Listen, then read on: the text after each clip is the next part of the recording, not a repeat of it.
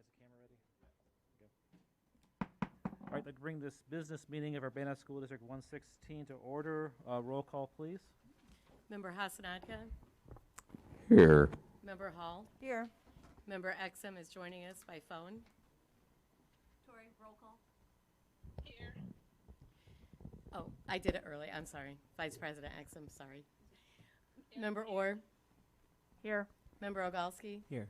Member Carter is here, and President Pulaski.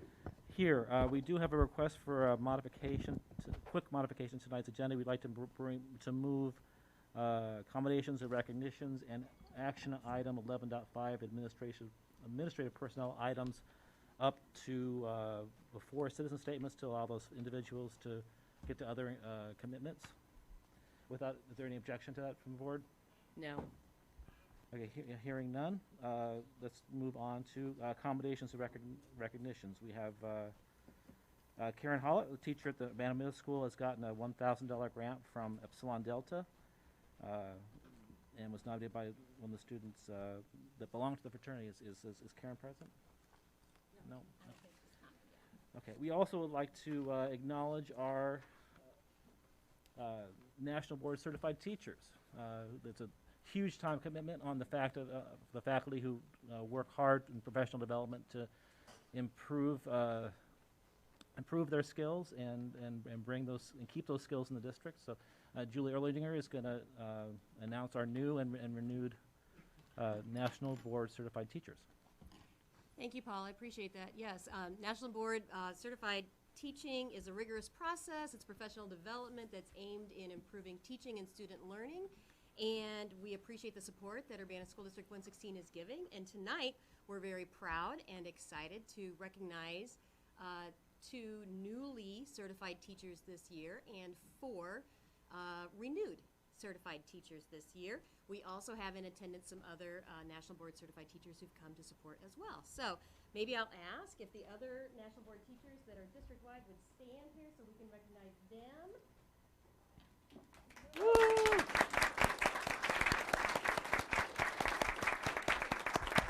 I want to also recognize that Yvonne Smith is a wonderful support for us as our district administrator, and she's here as well. Our 2 new certified teachers this year are Katie Plotner at Leal. You want them to come? Come from behind the camera, Katie. We can't see you. Am I supposed to be handing this out? Or what am I supposed to? They don't need it back this week. You can have it temporarily. And I think Amanda Lappin is not here, but she is a teacher at Dr. King's School. I know I saw Michelle Johnson, who is newly renewed.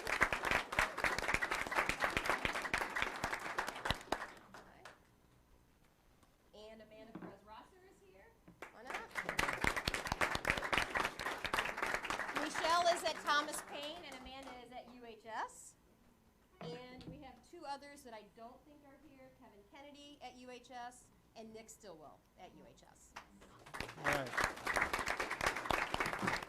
That is all. Thank you for recognizing them, and thank you again for the support for National Board and USD 116. Would you guys be interested in Catherine's not here, like taking your plaques and going out, and John can take a quick photo of the people here tonight? Thank you. Thank you all. Thank you. Guys.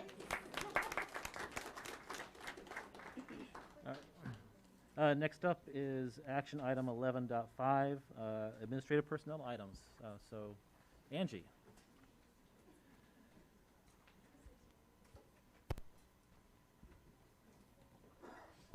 Sorry, I was so excited about the spread back there that I'm like, gotta pull up my document. All right, let's see. Mr. Guzman, Ms. Kearns, Ms. Hines, would you maybe join us at the table? Please.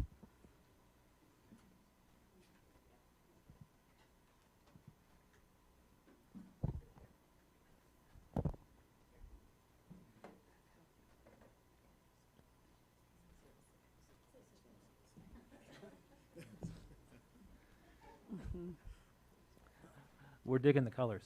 Yeah. Thanks.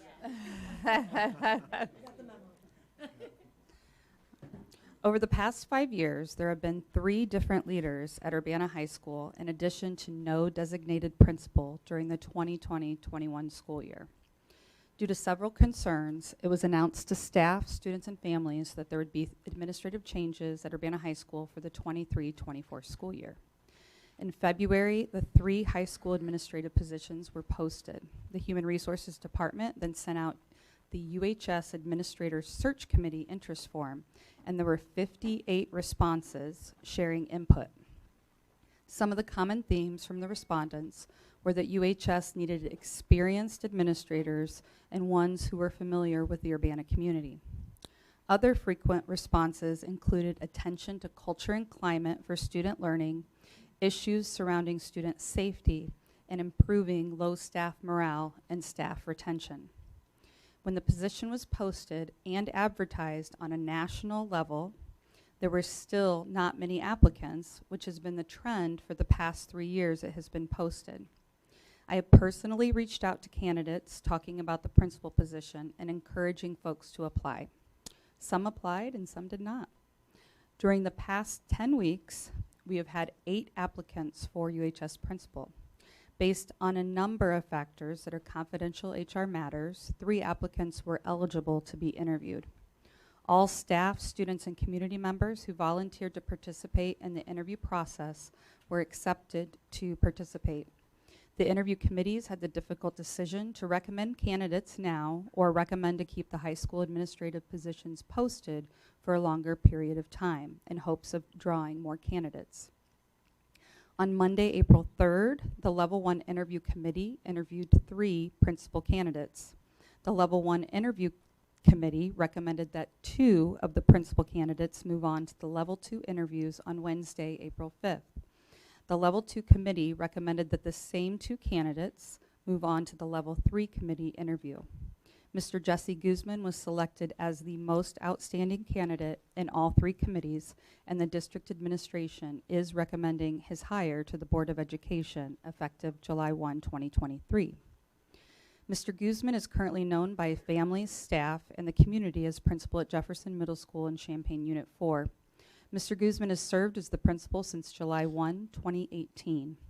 Previously, Mr. Guzman served as the associate principal, Unit 4 Middle School Summer School principal, and assistant principal at Jefferson Middle School since 2014. Mr. Guzman has 9 years of administrative experience at the secondary level. Before becoming an administrator, Mr. Guzman served as an 8th grade social studies at Edison Middle School for 9 years. He has been in the Urbana-Champaign community since 2005. Mr. Guzman holds a Bachelor's of Arts in Secondary Education with a concentration in Social Studies from St. Louis University. He earned a Master of Science in Educational Administration from the University of Illinois at Urbana-Champaign in May 2014 and completed his superintendent endorsement in May 2019 from the University of Illinois. Since the candidate pool for UHS was relatively small, the decision to also interview for assistant principal positions occurred at the same time. This was an important consideration due to the shortage of administrative applicants in our area. As an aside, there were 0 internal applicants, meaning district-wide, for the principal or assistant principal positions at Urbana High School. There were 8 applicants for UHS assistant principal openings, many of whom applied for the principal position in the district as well. Out of the 8 candidates, 2 of the candidates were eligible to be interviewed, which is also confidential HR information. The committees again had a difficult decision in recommending candidates to be hired or keeping the positions posted longer in hope of getting additional candidates. The Level 1 and Level 2 interview committees did have enough support to recommend the hiring of the 2 assistant principal candidates. Ms. Jessica Hines began her educational career in 2005 teaching English language arts, social studies, and AVID in Kankakee. Ms. Hines served as a teacher and AVID coordinator for 8 years, again in Kankakee. In August 2013, Ms. Hines accepted an English language arts and AVID position in Champaign Unit 4, specifically at Jefferson Middle School. Ms. Hines accepted her first administrative position, Dean of Students, again at Jefferson, in August of 2016. Ms. Hines was promoted to assistant principal in 2018 and then associate principal in 2020 at the same school. Ms. Hines holds a bachelor's degree in elementary education from Illinois State University and a master's degree in educational leadership and administration from the University of Illinois. Ms. Hines is also a 2001 Golden Apple Scholar and currently works with the Golden Apple Foundation, growing and mentoring future educators. Ms. Melissa Kearns began her career in education as a 7th grade science teacher at Urbana Middle School, where she served for 2 years. Ms. Kearns then accepted a position outside of education, where she pursued writing grants and coordinating their programming for Champaign County Youth for Rosecrans. Returning to education, Ms. Kearns joined Unit 4 Schools, serving as an elementary teacher at Bottonfield Elementary, instructional coach at Garden Hills Elementary, and magnet site coordinator also at Garden Hills. Following her elementary experiences, Ms. Kearns was then selected as assistant principal at Jefferson Middle School in 2020, a position she has held for 3 years. Ms. Kearns holds an associate's degree in elementary education from Parkland College, a bachelor's degree also in elementary education from Eastern Illinois University. Ms. Kearns holds 2 master's degrees, one in curriculum and instruction from American College of Education and another in educational leadership, also from the American College of Education. On a personal note, Ms. Kearns is a 2004 graduate from Urbana High School. The district administrative team is recommending Ms. Hines and Ms. Kearns to serve as assistant principals at Urbana High School effective July 1, 2023. Although the candidate pool was small, it does not diminish the excitement our district has to hire experienced administrators with longevity in the community and a commitment to our students, staff, and families. So it's a pleasure to bring these recommendations to the board for approval. Right. Thank you. Before we, I guess, get started on voting, I was reminded we need to approve the agenda first as amended. So quickly, is there a motion to approve the agenda as amended? So moved. All in favor say aye. Aye. Any opposed? All right. Is there a motion to bring the administrative personnel items to the floor? So moved. Second? Any further discussion? Roll call, please. Member Hassan Adka? Yes. Member Hall? Yes. Member Orr? Yes. Member Ogalski? Yes. Member Carter votes yes. Vice President Exum? Yes. And President Pulaski? Yes. Welcome to Urbana. Congratulations. Yay.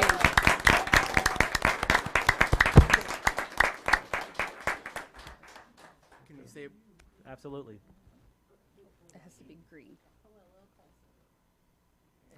all right. Okay, 60. Is that good? Right there? Okay. First of all, I would just like to thank the board, and in particular Dr. Ivory Tatum and the exec team for this opportunity. It is an honor and a pleasure to serve as the next principal of Urbana High School. Together with students, staff, and families, we're going to accomplish great things, and we will make sure all our students are college and career ready going forward. Muchas gracias por esta oportunidad. Yo soy orgulloso para ser el próximo director de Urbana High School, y también juntos vamos a hacer cosas magníficas por todos en esta comunidad.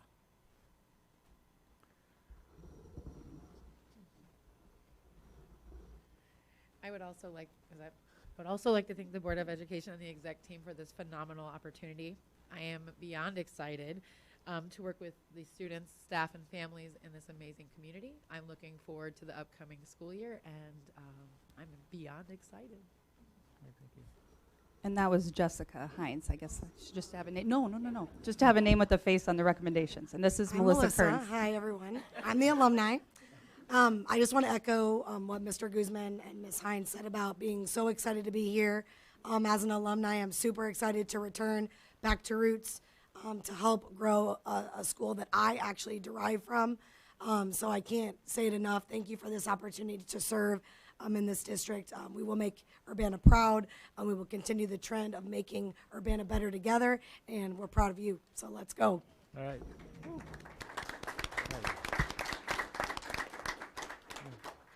Thank you very much.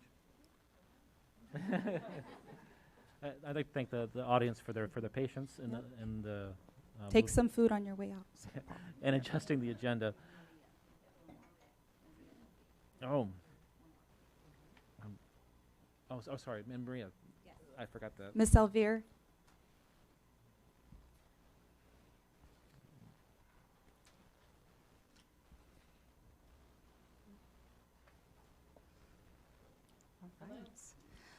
On Monday, April 10th, the incoming Executive Director of Student Services, Beth Ladd, who's also here tonight, hosted interviews for the Special Education Administrator opening.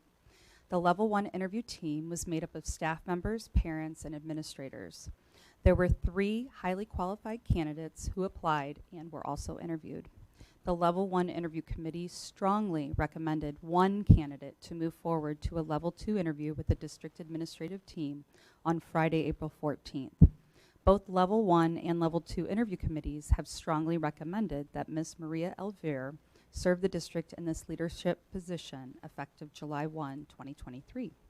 Ms. Maria Elvire has a career in special education that spans 22 years, serving students in multiple roles at both the elementary and secondary levels and in both alternative and public schools in Illinois.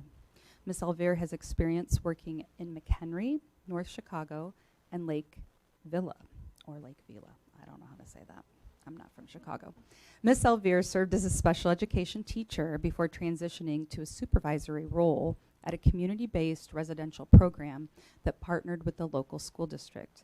Ms. Elvire then was promoted to the role of special education coordinator at McHenry High School District.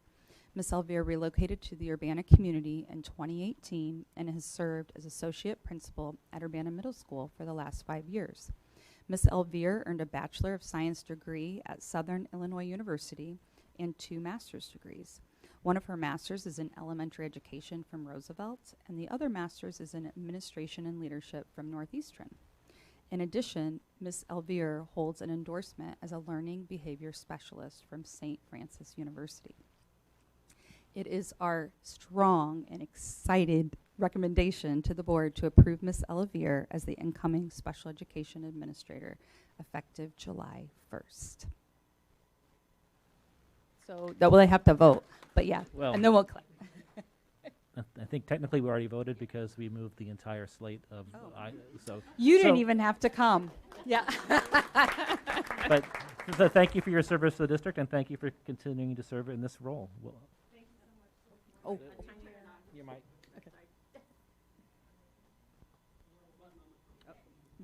Thank you so much to the board. I'm really, really excited to be returning to special education. I'm excited about improving student outcomes. I'm excited about collaborating with families, and I'm excited about supporting and retaining our really high-quality teachers. So I'm excited to be here. I'm grateful to you all. I look forward to digging in. Thank you. Congratulations. Thank you. All right. Again. Next up is citizen statements, so thank you for your patience. First citizen statement up tonight is Kay Bell and Jennifer Hickson.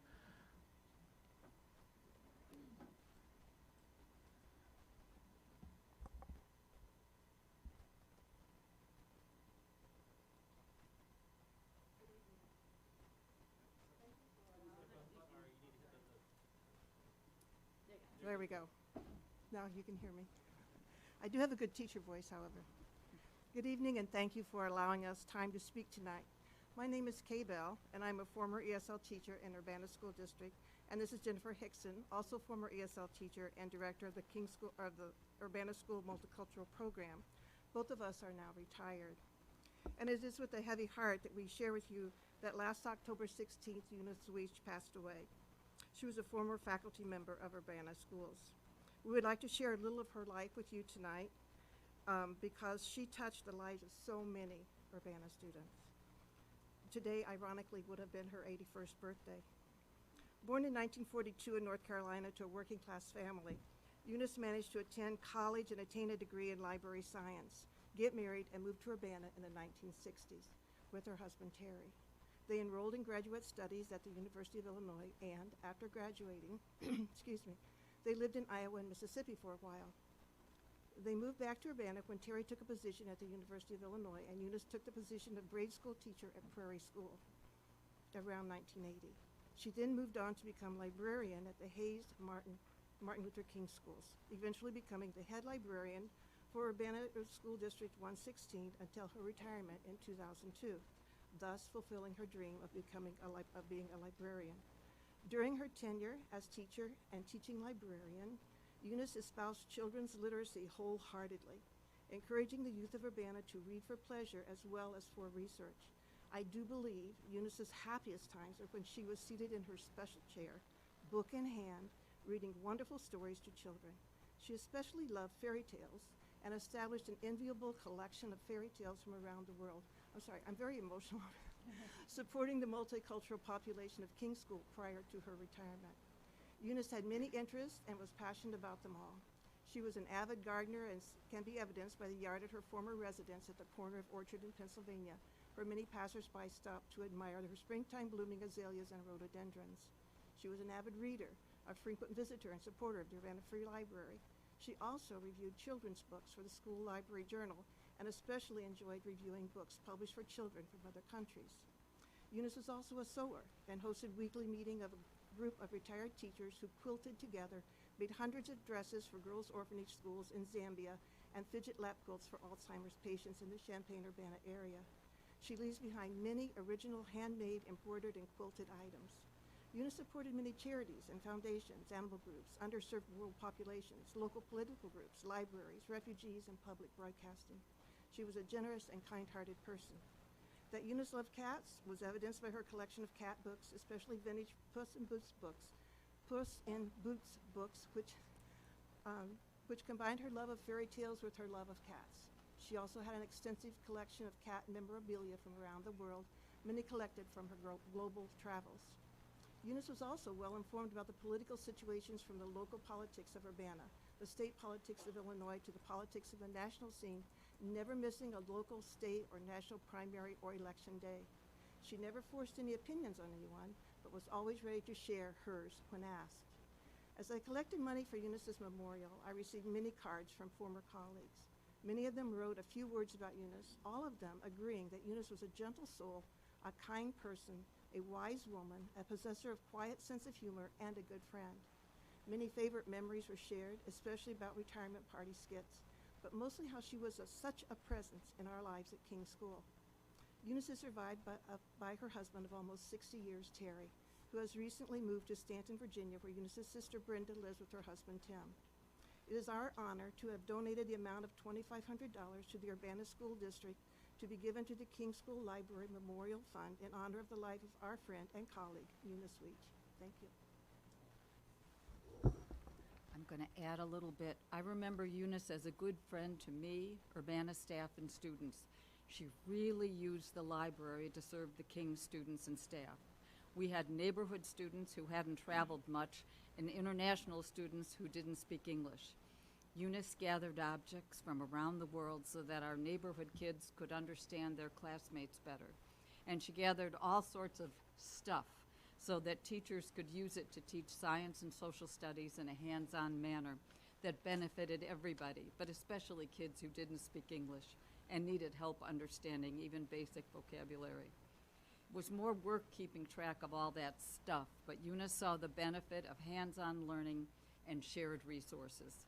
In fact, when teachers wanted to make their limited classroom budgets go further, they bought multiple copies of books, and Eunice cataloged them and put them in the library workroom so that we could pool all our resources. Working with Eunice, whether it was with the quilting group or the school, was a pleasure. We all felt that Eunice would be very pleased to have our memories of her be turned to further the education of Urbana kids.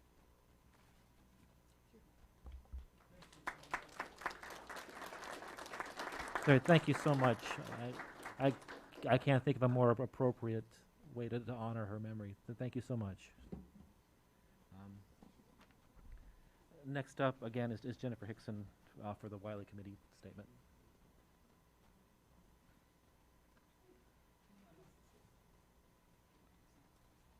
No.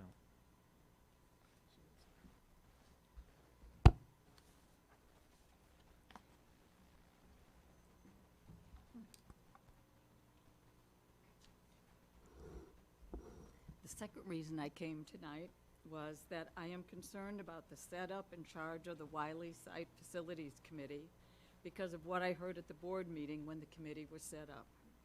Should there be more community members or more staff members? The superintendent said that the principals of the elementary buildings and the Urbana Middle School must be on the committee to ensure that the staff of those buildings are informed. I am concerned that a stacked deck is being set up to minimize Wiley voices. Let's review your decisions that have brought us to this point. February, decision to close Wiley to do the asbestos abatement. The community is informed that Wiley may not reopen as a neighborhood elementary school. Use of the word may effectively shuts down state-required discussion. Community input was ignored. March, teachers are assigned to positions in the other 5 buildings, not relocated for a short time, reassigned. I've taught at schools that received reassigned teachers. In that reassignment, there is one thing for certain. The principal, the teachers, and the families of that building will demand that the new staff become a real part of that community. Because to effectively teach and support students and families, the staff must work together as a unit. Divided loyalties will interfere with high levels of student achievement and family satisfaction.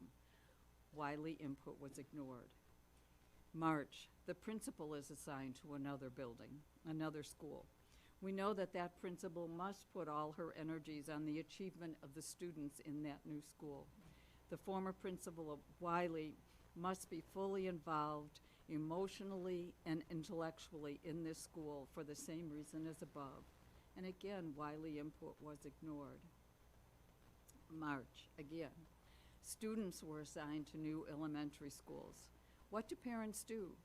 Every year is important for learning. They want their children to have the best education possible during this year. They will have to support them in bonding to their new classmates and teachers. Concentrating too much on the process of reopening Wiley may bring unwanted angst to their children's experience and negatively impact their growth and learning. But this family input was ignored.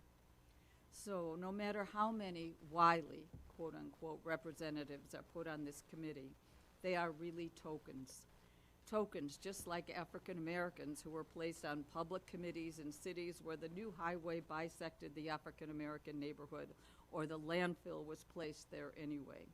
Because in those situations, the decision was made elsewhere by others who wielded more power. And we know how this goes. Use of the building site will be discussed at cabinet meetings and budget meetings and other district meetings. The present-day Wiley families will be the only people affected by the decisions who will not have a representative with access to any of those in-house meetings. If you decide to go ahead with its plan to close Wiley and disperse its staff and families, the very least you can do to make this a somewhat more level playing field is to appoint and pay a retired Wiley staff member chosen by the present Wiley community to be their voice at the table. This person must be invited to all meetings where the principals of the other schools will be. If there is a meeting that even one of those principals will attend and the topic of the Wiley site will be discussed, this person should also attend. This person will need the means to provide information and collect input from interested former Wiley staff and families. Without at least this small acknowledgement of the obstacles that the district has deliberately placed in the way of the Wiley families, the committee set up by Urbana District 116 will be a prime example of the deliberate gagging and subsequent tokenism of a culturally and economically diverse group in the center of our community. Since I wrote this, I have seen the proposed makeup of the committee. Wow, it seems like out-and-out silencing. Before this gets underway, please address all of these concerns. Thank you very much. Next up is Yuli Baryshnikov.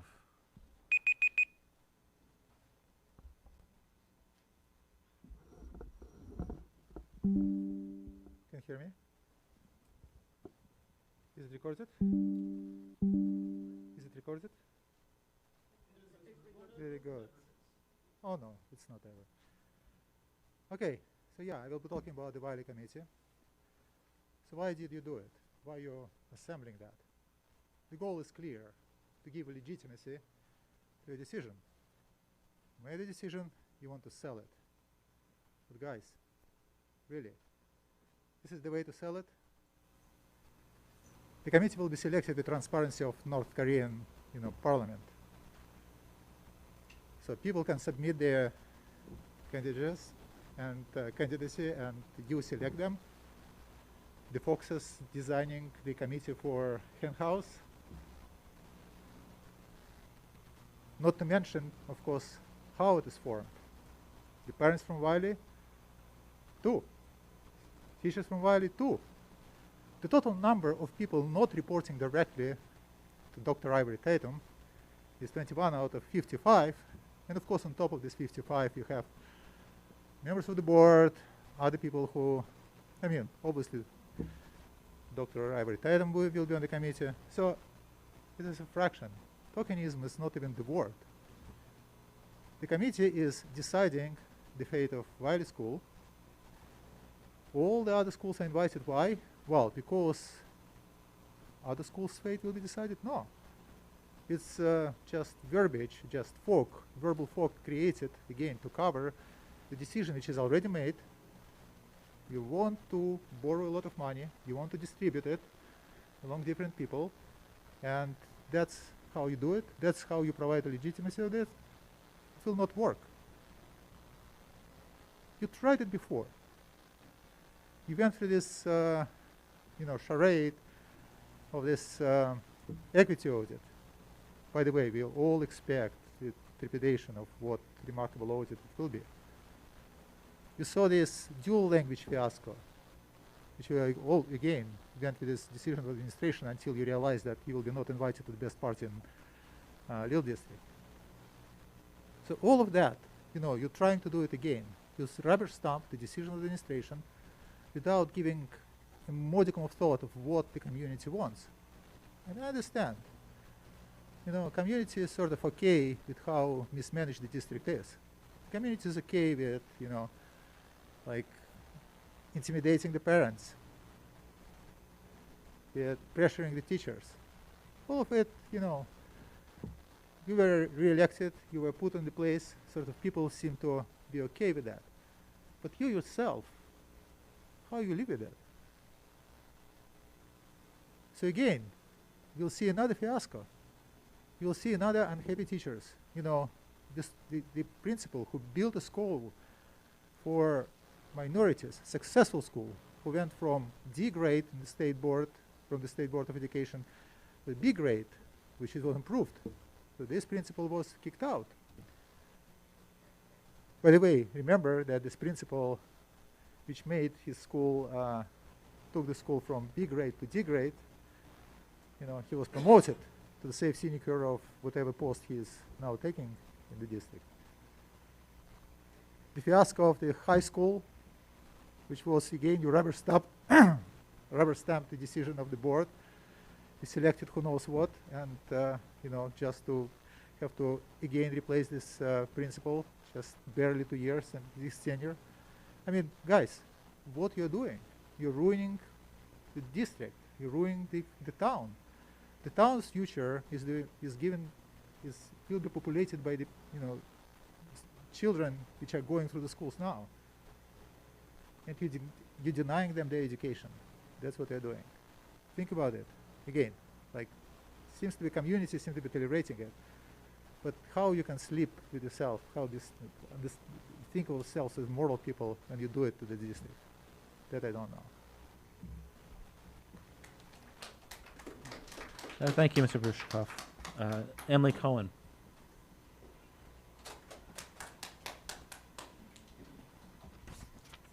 Hello, my name's Emily Cohen, and I'm a student at the University of Illinois, and I'm one of the co-founders of the Social Justice Initiative, which is a registered student organization on campus.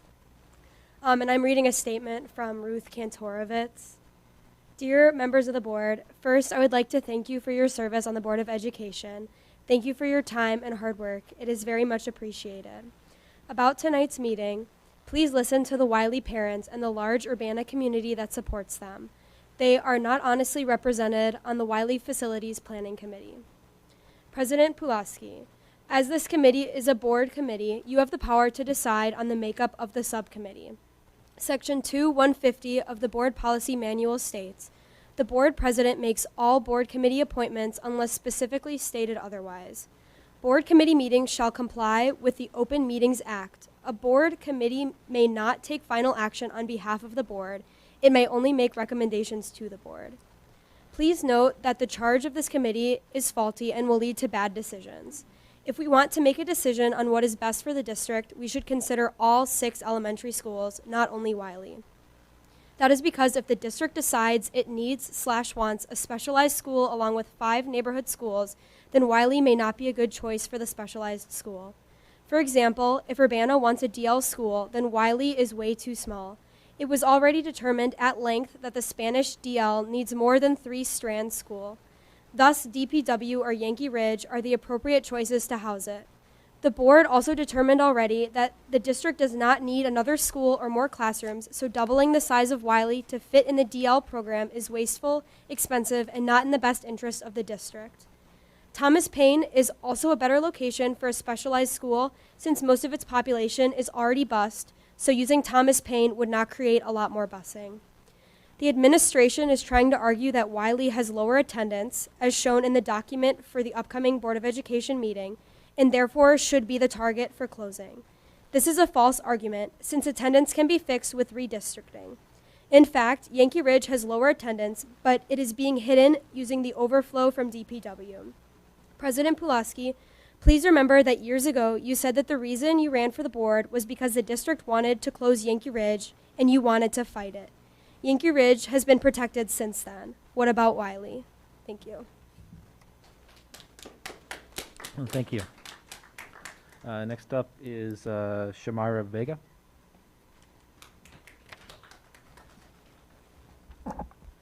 Hello everyone, I am also a student at the University of Illinois, and I am also a co-founder of the Social Justice Initiative RSO.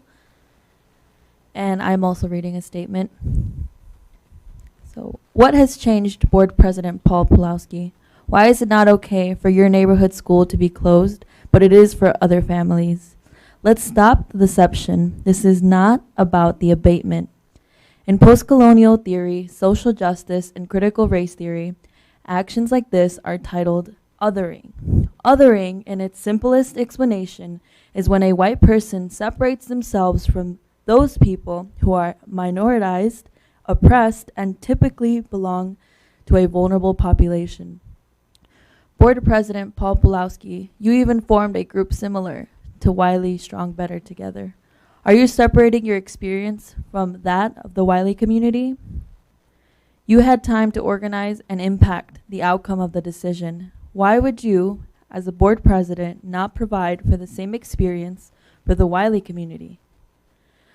Some could make an argument that it is white privilege, systemic racism, implicit bias, and unequal power distribution, which allows for the needs and voices of the 70+% of minoritized and 80+% low-income students and families at Wiley to be easily dismissed and ignored. This is a brief excerpt to consider. Neither critical race nor post-colonial theory can be understood apart from histories of anti-racist and anti-colonial political struggles. But while their specific histories may differ, what critical race and post-colonial theories share in common is the fact that they emerged out of and represent intellectual challenges to context of racial oppression. While we might often think of race in terms of individual bodies and racism as purely about individual prejudices, critical race and post-colonial scholars help show that race and racism are intricate parts of social history and the larger social order. Even when individual prejudices wane, racial inequality can perpetuate itself through larger social systems like education, housing, healthcare, and wealth/income. It is not too late, Urbana School Board. We can undo the decision to close Wiley this fall and wait until a strategic plan and facilities committee recommendations are completed. The citizens of Wiley call on the board to take action supports the mission of the school district.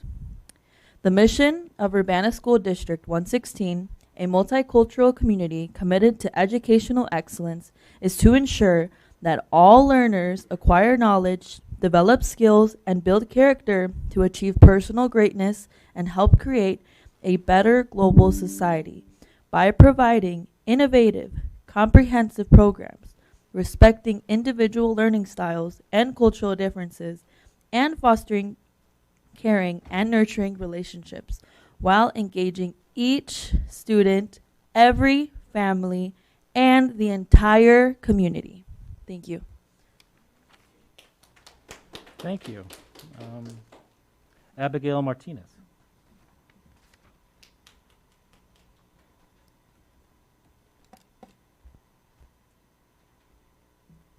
Hi, my name is Abby, and I am a student at the university, and I'm also part of the Social Justice Initiative. Today I'll be reading a community member statement. Bait and switch, circling back 5.5 years ago. Dr. Ivory Tatum and the Pocketed 4-Pack, what is your legacy going to be? One doesn't usually apply the term bait and switch to describe the ethos of a school district leadership team. However, some would state that this term is appropriately applied to the current leadership of Dr. Avery Tatum and the Urbana School District 116 school board members voting with her pocketed 4-pack. Where are the studies and opportunities for community input and idea generation proposed 5 years ago? Were parents in 2023 even asked what they want for their children? No.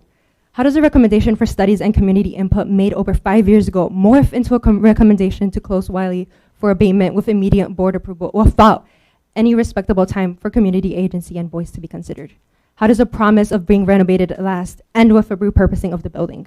How was the union contract settled and partially funded on the back of a closed elementary school, but guys, as a student healthy and safety issue? This is how bait and switch works. This technique is used to influence people's choices and involves 3 stages. 1, individuals are led to make a rewarding decision to carry out a given behavior. 2, they are informed of the impossibility of carrying out this behavior. 3, a new but less rewarding decision is proposed. Ethos is the characteristic spirit of a culture, era, or community as manifested in its beliefs and aspirations. The need to deep dive to understand the operating district ethos is not found consuming the Urbana School District 116 leadership, heralded and purported district spirit, culture, community, beliefs, and aspirations. The purported words are intentionally selected and used by the district to inspire confidence and goodwill and executed the mandated district responsibility of in loco parentis. In loco parentis is Latin for in the place of a parent, referring to the legal responsibility of a person or organization to take on some of the functions and responsibilities of a parent. What the district purports and heralds appears to be merely the bait to garner stakeholder trust.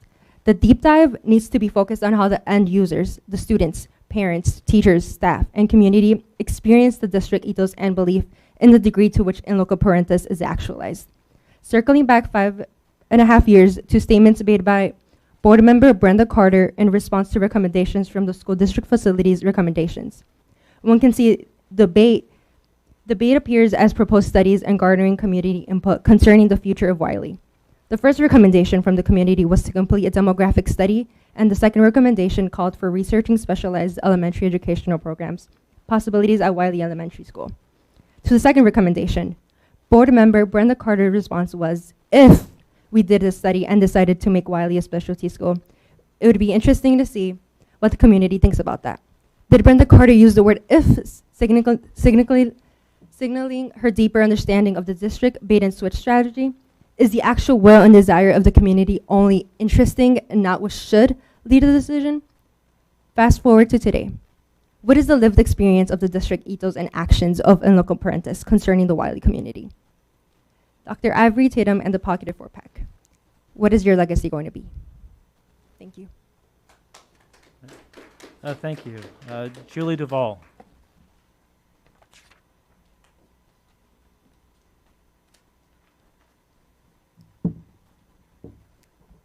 My name is Julie Duvall.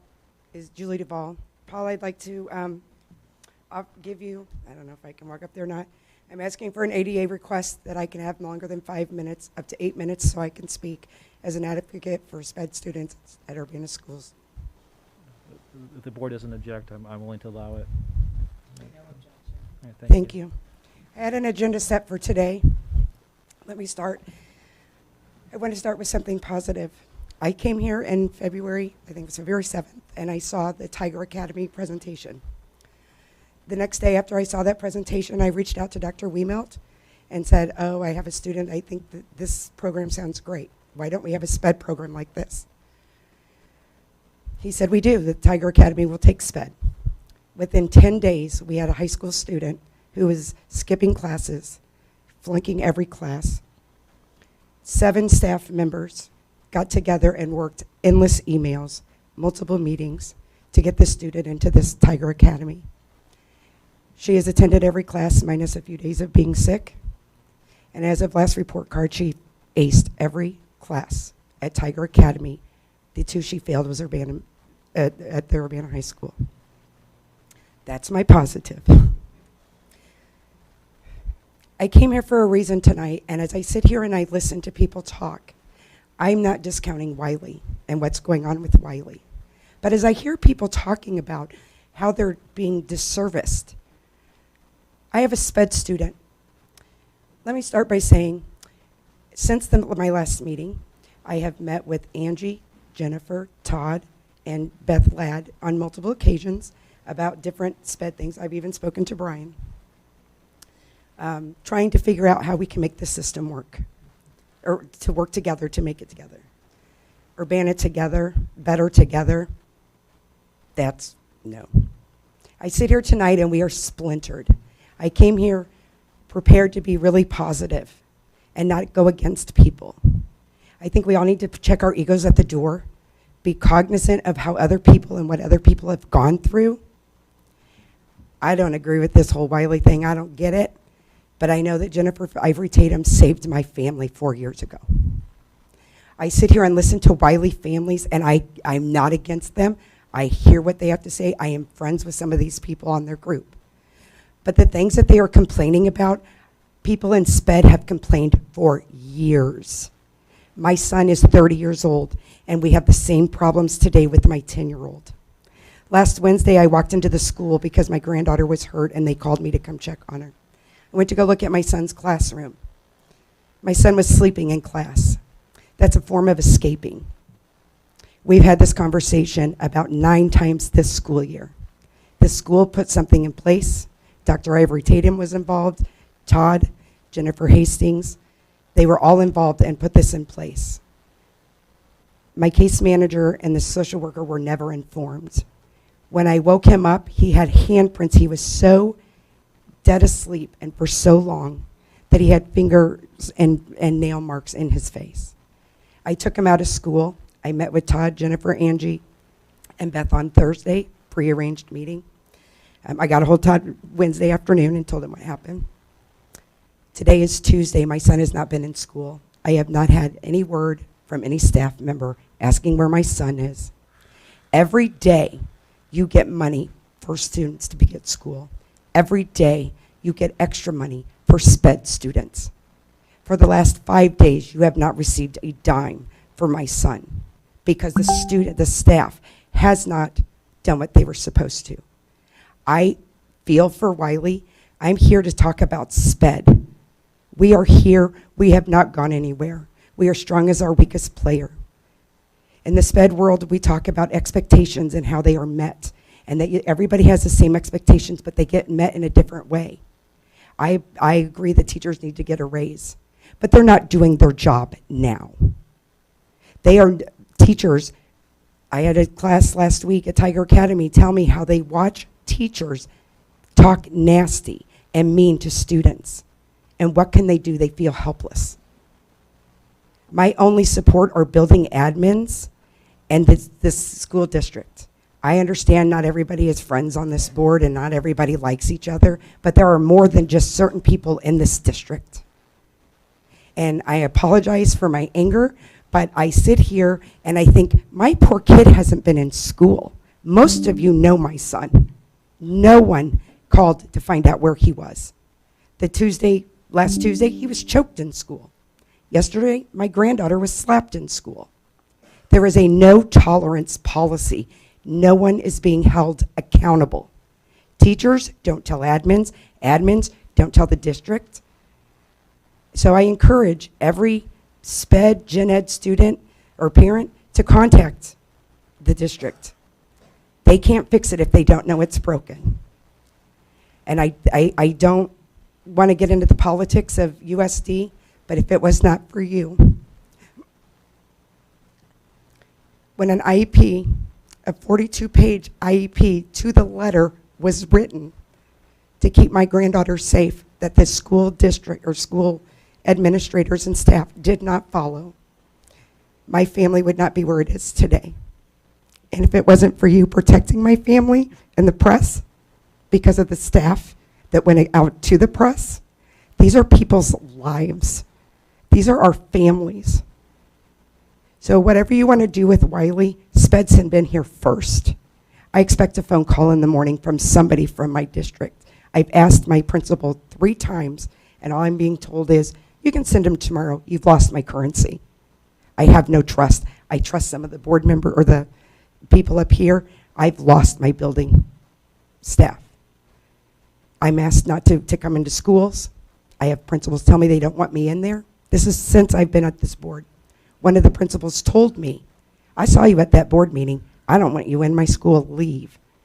I said, this belongs to Jennifer Ivory Tatum. When she tells me to leave, I'll leave. I'm not going anywhere. And if I have to be like a Wiley parent and come here every board meeting, then that's what I will do. Apologize for my attitude. It was all made with respect. Thank you. Thank you so much. You're welcome here anytime. Mike Anderson.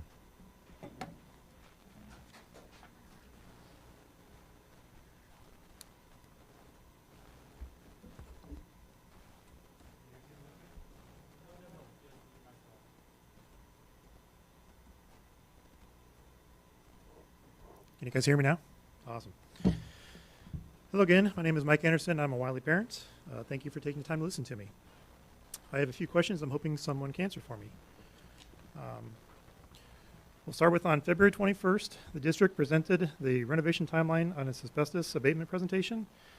It listed the Reimagine Wiley Committee to begin in March and run through August. Anyone remembers this slide right here? Sorry, it's as big as it goes. It says Reimagine Wiley Committee right there. On March 21st, the district presented the Special Facilities Planning Committee. That doesn't sound much like the Wiley Community Committee that we were promised. Now we find out we will have 2 seats on a committee of 55. Talk about a bait and switch. Well done. Can someone please explain to me how we went from what we were promised to what is being assembled today? Can anyone explain that to me? There will be a discussion item about this later in our agenda. We will talk about it. Okay. My second question, I'm hoping somebody can answer, is from me on February 7th presentation. Once again, Wiley was promised. Find it here. Administration will work with the Wiley community and building leaders to intentionally find creative ways to keep the Wiley families connected during the asbestos abatement project. This was from the February 7th pre-vote slide. Did I get blocked from all district communication? Because I haven't heard a peep about this from anybody. Everybody I've talked to hasn't heard anything about it. So what is the district's plan to keep Wiley's family connected? Is there a plan in place? We haven't heard anything about it. Anyone? No response? We typically don't respond to. We typically don't respond. That's not a dialogue. Okay. But we can make sure that somebody follows up with that question. If somebody can present a response in an appropriate time, that'll be fine. My last question is on the timeline back to February 21st.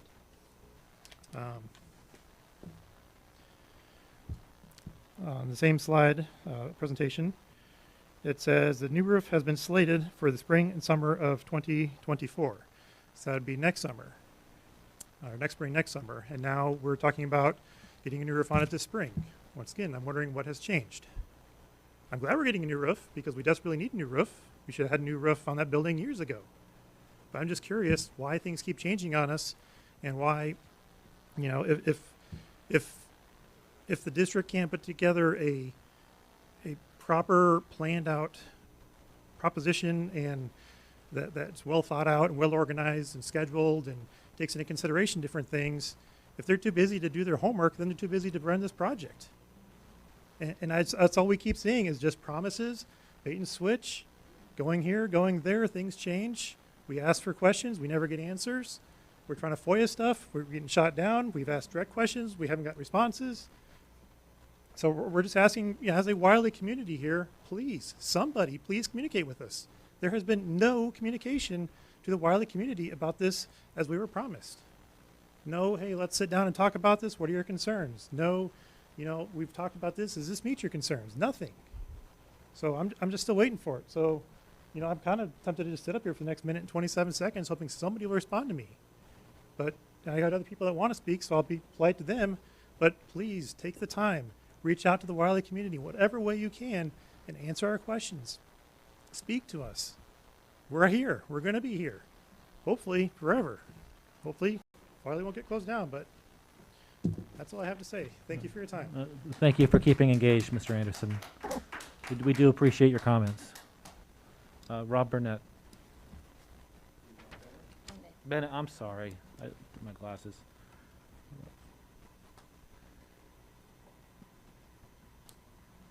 Thank you, everybody. So I had also intended to ask some questions. I'm kind of curious.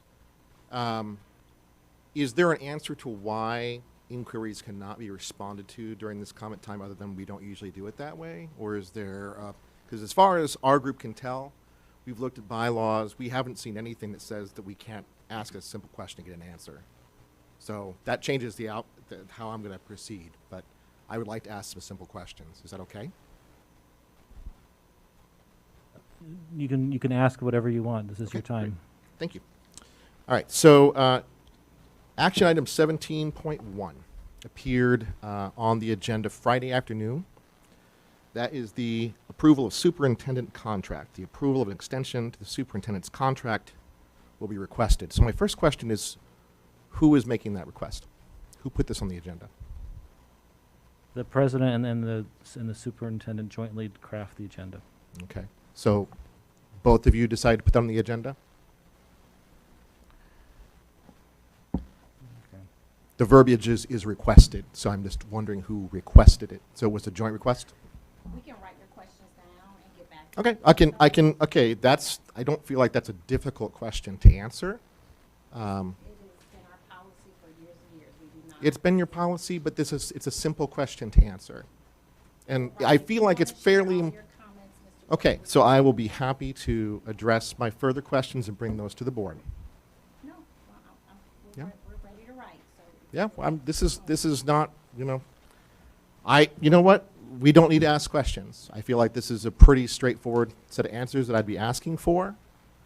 But here's one question. Why does this board now need to be considering an extension of a contract that, to my understanding, doesn't expire until 16-ish months from now? Why is that suddenly an item appearing on the agenda tonight in front of a board that is largely going to be going away shortly?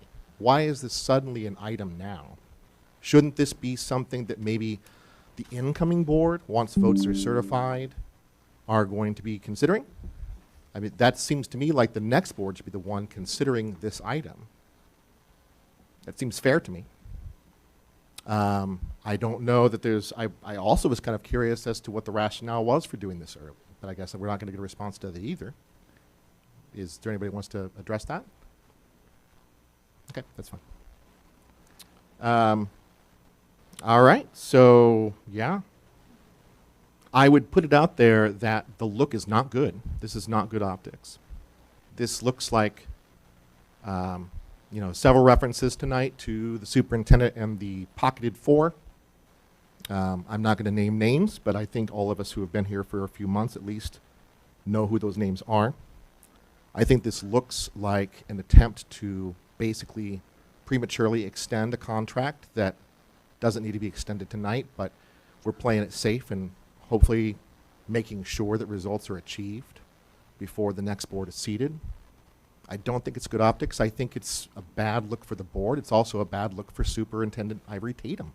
It makes a look of illegitimacy to whatever's going forward. So that's all I got to say. Thank you. I do appreciate your comments, sir. Savannah Donovan.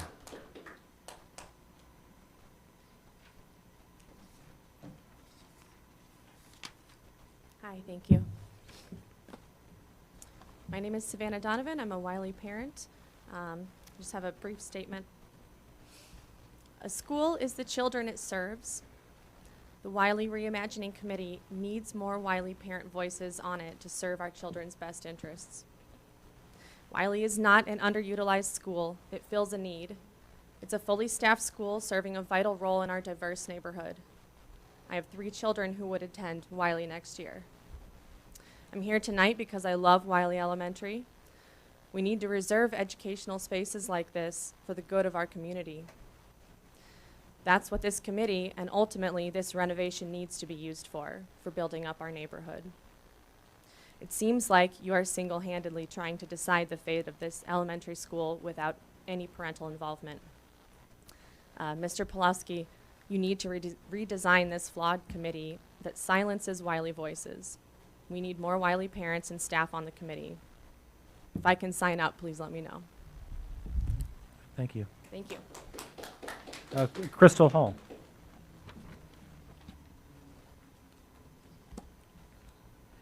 My name is Crystal Hall, and I'm a Wiley parent. I thought it couldn't get worse than a school closure, but I was wrong. I'm disheartened, dissatisfied, feeling demoralized by the duplicitous doublespeak and undemocratic process of the school closure and the undemocratic proposed design of the facilities committee.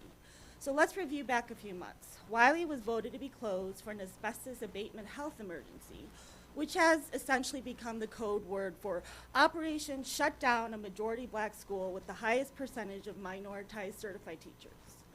So let's get back to the fundamentals and consider what our school community means to our students. To quote Dr. Jerome Morris in his article, closures of Black K-12 schools across the nation threaten neighborhood stability. Throughout Black people's history in the U.S., predominantly Black K-12 schools have served as pillars in Black communities. Their importance is second only in significance to the Black church. Neighborhood schools help stabilize communities and foster a sense of belonging for children, serving as a foundation for academic achievement. So in the proposed design of the facilities committee regarding Wiley, please consider the meaning, the place, and the inherent function of our neighborhood school. Morris also articulates in the same article what I would personally call administration brutality. I've been pondering the actions of the 4 members of the board and the actions of the district in the last few months. But I couldn't quite articulate the injustice I felt and continue to feel.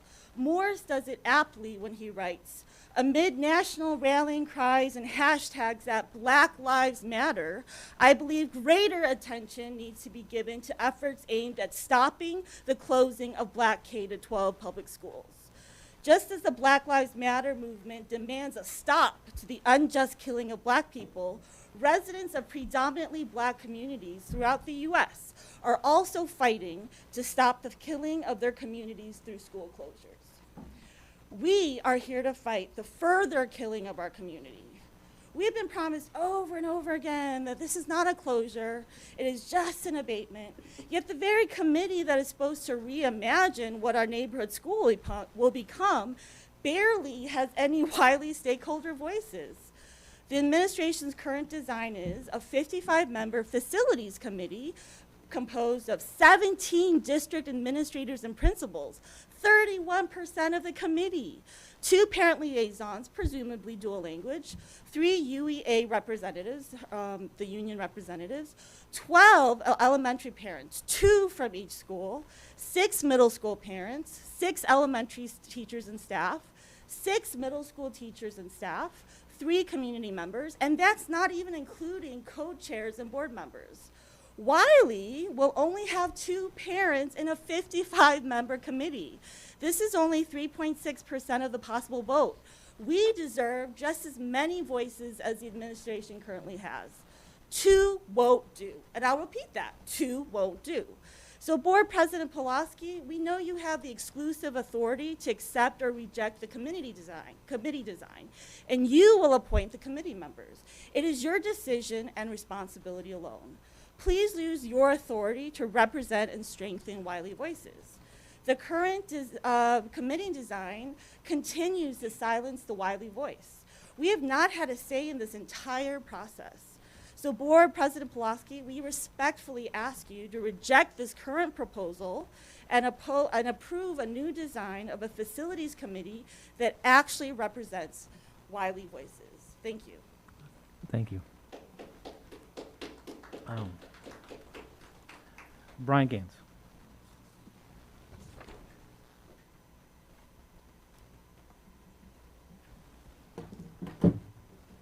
Good evening. My name is Brian Gaines. I'm the W. Russell Arrington Professor in State Politics at the University of Illinois, but my comments tonight are not in the capacity as a professor or on behalf of the university. I'm speaking as a parent of 3 children in the school district and 2 more who will be in the school district in short order. And I also want to speak about action item 17.1, the possible extension of the superintendent's contract. The point I want to make is the same one, essentially, that as a procedural matter, since we've had an election, the people have spoken, we have a new board to be constituted, it doesn't make a great deal of sense to have this item decided by the current board. This is a point that's strictly procedural. I don't have any particular inkling about how the present board or the future board would be likely to vote. I'm not going to make an argument about the substantive merits of it. But I think that things that are not deeply urgent, that are especially consequential and forward-reaching, ought to be decided when an election has taken place, not in the lame duck session, but in the reconstituted session. The term lame duck is a metaphor. It's used loosely. It's a metaphor. People are free to use it any way they like, but I'll clarify.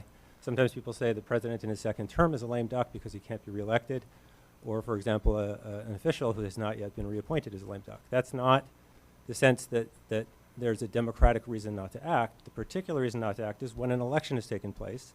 The people who are the ultimate bosses have spoken, and the new people's representatives are known but are not yet constituted as the elected body, as a legislative or a collective body. In those circumstances, I think, it's not to say the board can do nothing, of course, especially on urgent matters, the board ought to act, but it is insensible to make decisions that will have far-reaching, long-standing effects when the new board will be meeting soon enough. So again, it's not a substantive point at all. It's merely a procedural one. I would say not from the vantage point of legal authority, but from the vantage point of democratic accountability. It does not make sense to address action item 17.1 now. It makes sense to hold it off and leave that to the new board. Thank you very much. Thank you. Ephraim Tutwiler.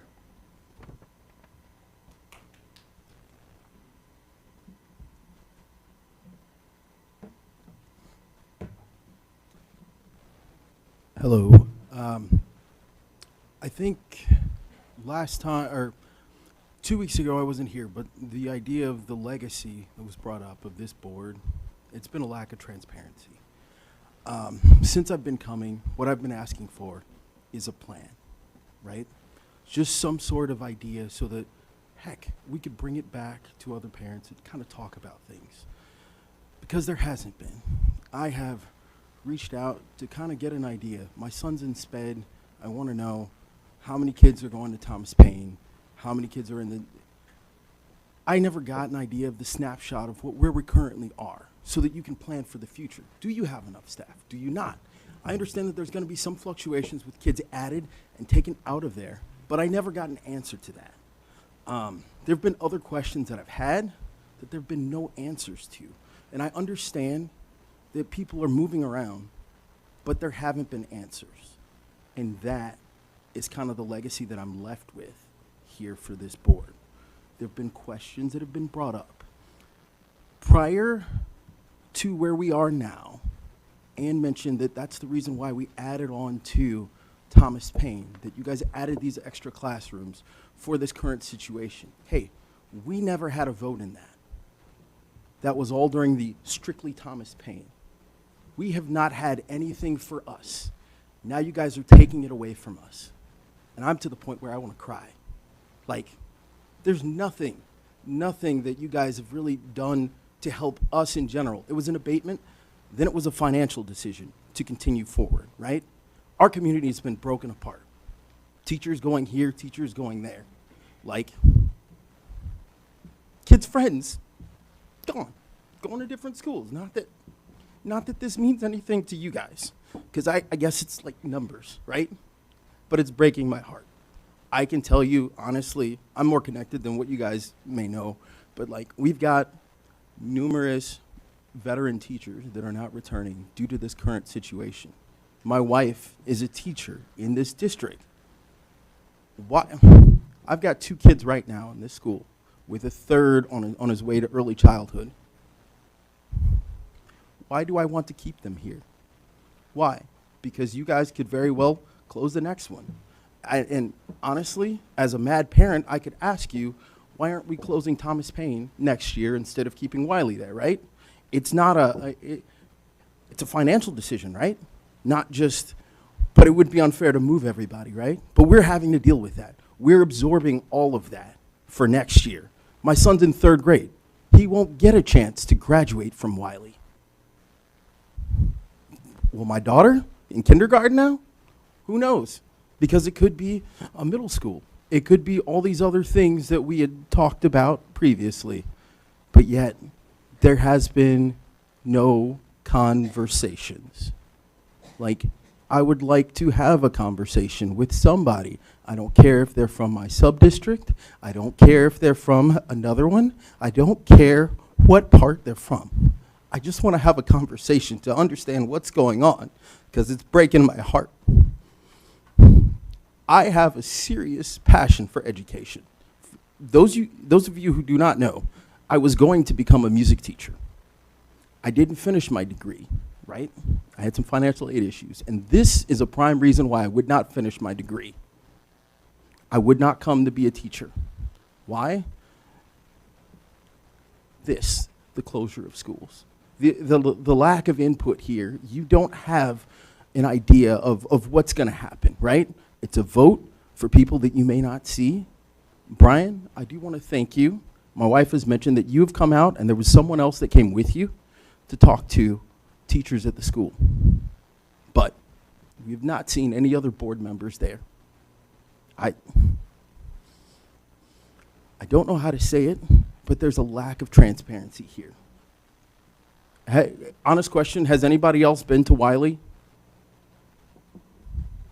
Okay, 2 others, thank you. But I still feel like there needs to be more, because my wife doesn't feel supported. She needs more conversation. She needs more, and I know that there are other people as well. Now, I'm not trying to get my wife in trouble. I'm not trying to do anything like that. But, I mean, there needs to be more conversations here. And I understand that we've got some moving around. I know, Mr. Gutzmer, you won't be here on the, oh no, wrong one, Mr. Gutzmer, Mr. Taylor, yes, your face, I was right there. But yes, I know you won't be on the board next year, but like, I know Beth is gonna be taking over for you. And I would love to have a conversation next to see what is gonna happen for the SPED program, because we have no idea. And I get that kids have the or parents have the opportunity to send their kids to different schools, but it shouldn't change that much. There should be some idea right now of a snapshot of how many kids are in the SPED program at Wiley based on where they live, because we already drew the maps up. Where are they going? We have no answer for that. I haven't gotten it. How many other kids are going where? I mean, we're getting closer to the date. We've had meetings. We've had times for people to actually address where they want to go. I understand that there are going to be some small changes, but I mean, we should be in the ballpark of where we're supposed to be. And right now, there haven't been any conversations. And I feel like we need more support here. Because if there's not, like, we were building these, we were updating this school to bring back some of the parents that left during the pandemic. Why wouldn't I leave? I'm sorry, Mr. Tutwiler. I know I'm going over time, but still. One last point. You were in our situation 10 years ago. You were in our situation. You were pleading with the board to help us. And right now, I'd love to have a conversation with you totally outside of here, because right now, we have not been heard. We are not added to the board 3.5 or 3.6% is not enough. Thank you, Mr. Trotweiler, and please reach out to me over email. I'm happy to talk with you.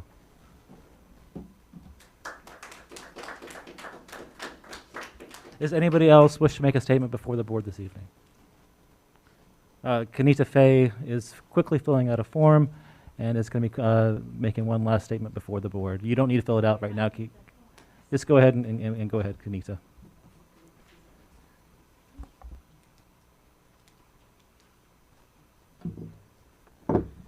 Hi there. Can you hear me? Okay. Sorry. I am speaking as a community volunteer, and my statement does not reflect any of the organization that I currently served on. I am asked to speak because many community volunteers cannot be here. I will ask them to email you. First, this week is Public School Volunteer Week, so we would like to thank you for your service. Special shout out to board member Carter for her 14 plus years. So we thank you. You have a very difficult job, and we know that you all cannot please everybody. Breathe, you guys. Second, I would like to ask you to up your game on sharing pertinent information. It is really hard to watch some of the comments last couple of weeks, since on the one hand, I can see why community members are so upset. On the other hand, I also have seen many misinformation been spreading around. So as a person who's been in the district, I'm sorry, not President Polsky himself was on this side of the table. I was here speaking, giving you guys hard time, part of the Wiley community, then. But the difference is we had the right information. I felt that it's so hard. It's so hard to see people because like when you volunteer on the ground and know a lot, you know things that people don't know, but you're not in a position to speak. And like folks are upset, of course they're upset. But are they upset on the right reason? Maybe yes, maybe no. So you all might need to up your games and share with them the information. Anyway, so my heart goes out to our student ambassador who spend their time here. You have our respect. It is hard, but I hope you learn from all this. So yeah, you really need to share some more information. People have good intention, but when they don't know information, they start to feel and think certain way. Third, as you know, you are holding very important position, and the learning curve is big. Anybody who has experience serving on a consequential committee knows that it takes a long time to learn about the organization. When you all came first time, I'm sorry, you did not make any sense when I watched you on TV. Like you learn, you need a lot of time before you start knowing how to vote and all that. And because of that, many of us feel that for you to conduct business, for this long, we voted you in, and you simply gonna say, hey, I'm gonna leave this for the next board to decide. Doesn't make logical sense to us. Because it's your doing. You have been listening, studying, working, with this team. And you'll be like, I'm out. Like, when you campaign, you did not say, by the way, last semester, I am not doing anything. Had you said that, we might not vote you in.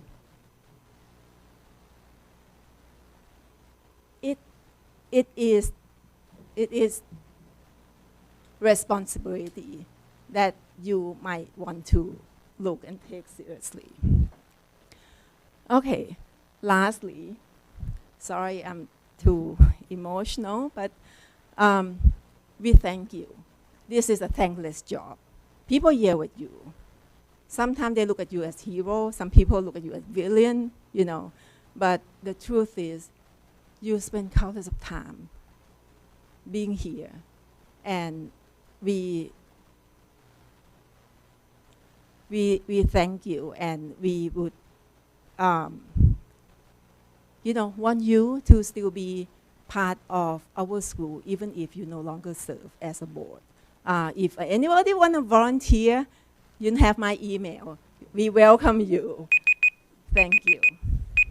Thank you very much, Kanita. One last call for citizen statements. All right, hearing none. No, I think that's Kanita's form. Oh, you are Angie?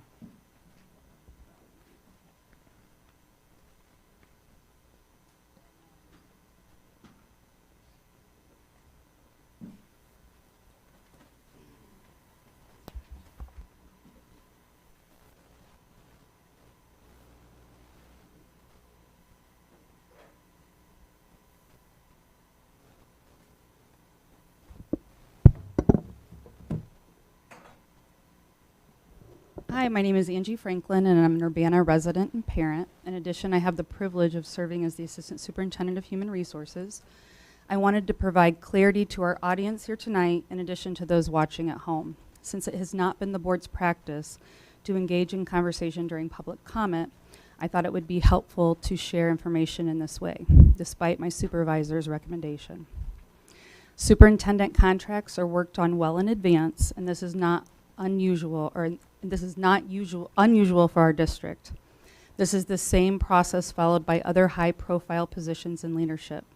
In an educator and administrator shortage, school districts and other organizations want to secure their leaders so they don't get stolen away by our competitors.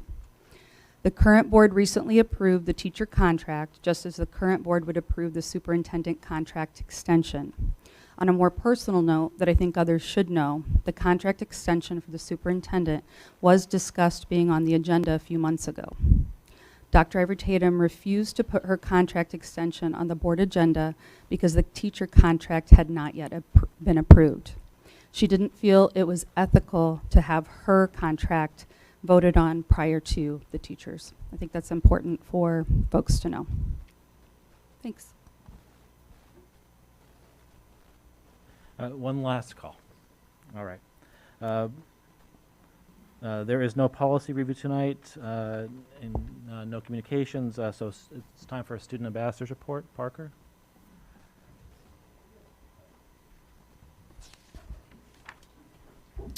Well, as I'm sure you all, I'm sorry.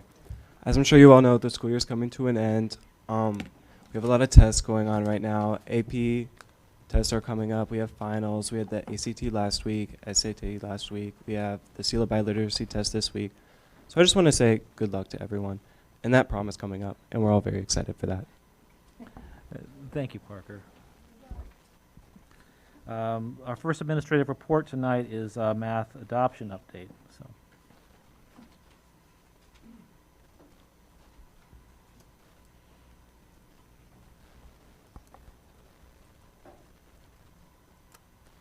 Okay, as we get the presentation started here, I have Mrs. Uscali, our Director of Curriculum, Instruction, and Student Learning, and Mrs. Deacon, our Director of ESSER and Grant-Based Programs, and they'll both be joining me this evening. But what we wanted to do this evening was outline the process of the past 2 years in order to prepare for the math adoption that we will share this evening. I've also have some questions that have been shared with me, and I would just like to respond to those before we get started. The past 2 years was spent on committee work and 75 teachers that conducted the math pilot at elementary, middle school, and high school. We also had professional development with Janet Moore. She is an external math consultant, and it's also important to note that Janet does not endorse any particular program that we piloted. Her support guides instruction through priority standards and 8 mathematical practices. Throughout this process, you can start at the beginning, John, and then we'll go through. I'm just kind of intro. The CIA team, so that's the Curriculum Instruction Assessment team, made a decision based on all the points that you will see highlighted in this presentation, particularly when we get to slide 3. There was a survey that was conducted among the 75 teachers that piloted for math, but unfortunately only 17% responded. Again, I want to stress that there were multiple factors that we will outline that were included with this decision-making process. The decision was first shared with principals, and then elementary teachers were told when they were in their grade level groups. It was important that the message was delivered to all of our grade level teachers at the same time. If it would have been a road show and we would have went around school to school, it wouldn't have been delivered at the same time and perhaps not have been a consistent message. And that was really important to us.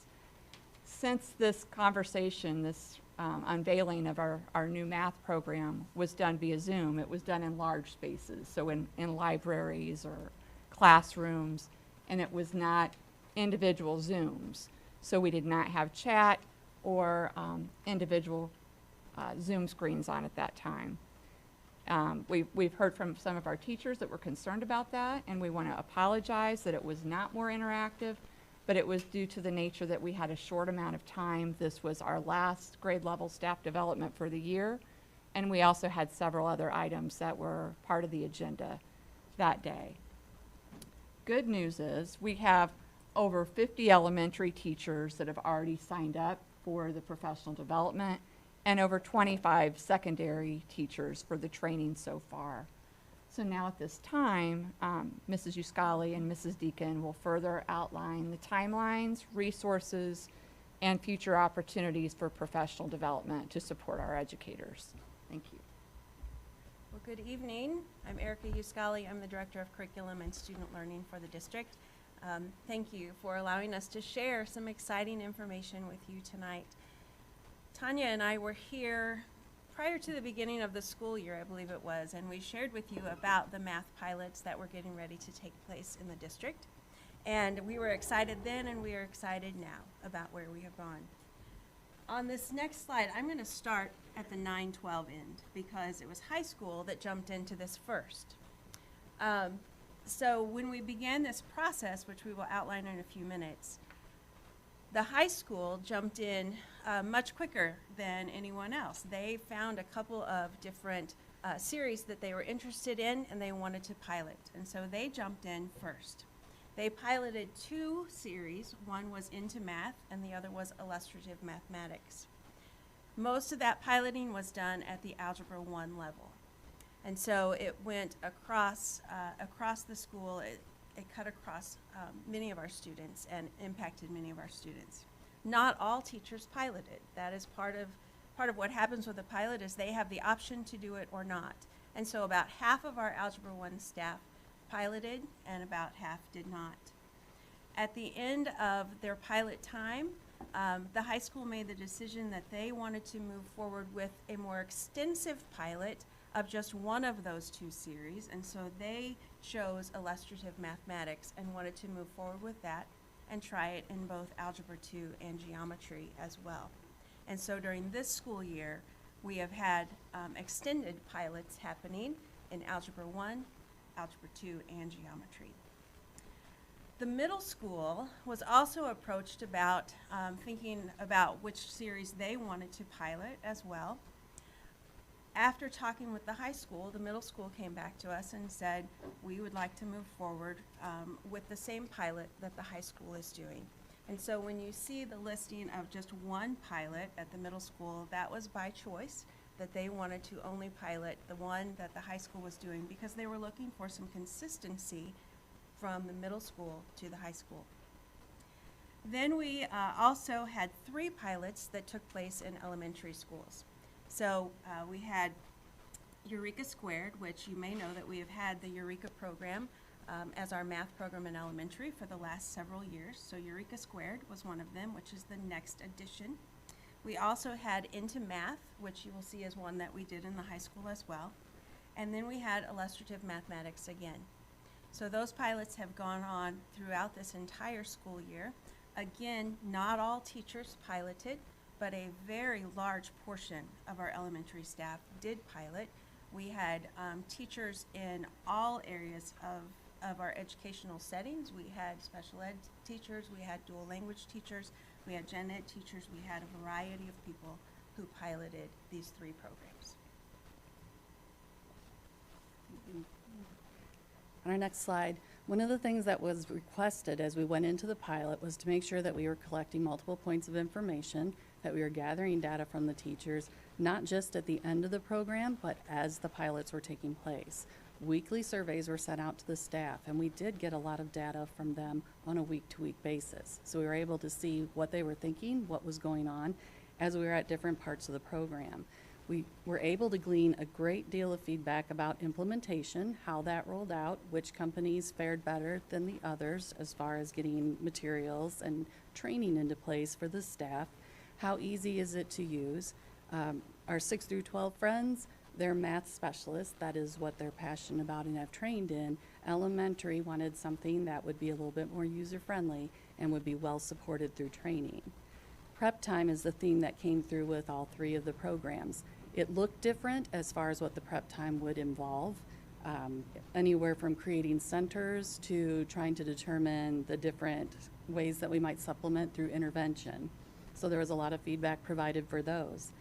Diagnostic options, there was concern, would we lose a tool along the way? I'm going to say the middle school because they've really enjoyed iReady for the diagnostic purposes of it. But when our committee met together, that was one that the committee had chosen not to move forward with. Availability of products, I put in the list weekly responses, getting information again back from the staff. We also did a presentation at the end, and we asked each of the pilots to work together to create a presentation about the different programs so that they could see what each other's program looked like. If somebody was unhappy with the program that they piloted, we needed them to have information about the other programs. What was interesting when we did those presentations is they did all come back to the concrete representational abstract methods, which was one of the criteria when we went into the pilot to make sure that was a fundamental part. MAP scores was a little bit trickier. The program itself did not generate the data that we were all looking for in the manner that we were looking for. We tried to piece some pieces together and try to make some decisions. They scored within, I think it was a 10 percentile range. So there wasn't one that stood out over the rest with the different pieces. Training has been interesting and definitely consideration. Each of the pilots had a very different philosophy about how they did their training. And so there was a lot of conversation about what would be the best for supporting our staff. Availability, I missed ed reports. Eureka Squared was supposed to have had its results come out, and that has not happened yet. And then Into Math was outscored by Illustrative Math by the experts looking at the data and making determinations on several different factors. Then we had the availability of Spanish resources. Having our dual language teachers pilot was a very critical piece to be able to see what can we support, what are we going to need to do as we move forward, and then just consistency throughout the district. Can we pair up any of the 3 programs with what the 6 through 12 group will be doing? So that way we have a way of making sure that we're layering and spiraling our content. So after looking at all of those pieces and looking in depth at all of the information that we received throughout the year, we made the choice to move forward with illustrative mathematics. That will be a K-12 math series. So we will have consistency across all grade levels. I looked for a description, just a short description of illustrative mathematics, just so that you could kind of begin to get a taste of what it is all about. And so I want to read that to you now. Math is not a spectator sport. Students learn by doing math, solving problems in mathematical and real-world context, and constructing arguments using precise language. Illustrative mathematics is a problem-based core curriculum for 21st century learners designed to address content and practice standards to foster learning for all, preparing students to solve problems, reason, communicate, and think critically in the classroom and beyond. I know when I read that, it's pretty exciting. When I think about the hopes and dreams that we have for our students, I feel like this is something that is really going to help us move forward. I do want to take you back in time a little bit and just back this up so that you can see how long this process has been in place. We began this process of trying to find a new series back in the 2020-21 school year. That is when our math committee, our district-wide math committee, was formed. At that time, the committee began to set goals. We began to look at our district data. We also began to look at best practices and the most current research in math education. Then in 2021-22, the math committee divided into 3 subcommittees. So there was one that was looking at curriculum and curriculum development, especially within the standards reference learning work that we've been doing across the district. We had another that looked at a variety of math series, and then we had another that began to look at interventions that we could use with all of our students K-12. At that time, as I said earlier, UHS Algebra 1 teachers decided that they wanted to begin a pilot in 2nd semester of the last school year. And we also contracted Janet Moore to be an outside consultant to work with our teachers across the district. Then this year, we had 75 teachers. So this is in addition to the teachers who piloted last year. We had 75 teachers who engaged in the math pilots across the district. We had an emphasis throughout the district on the 8 mathematical practices and also the mathematical teaching practices. Janet Moore continued her work with our district, and in the end, a new math series was determined.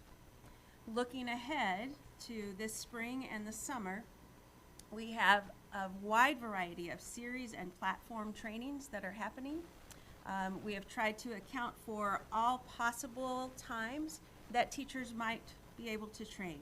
So we have some that are happening during the school day with subs as available. We also have some that are happening in the evenings, and teachers get paid for their time.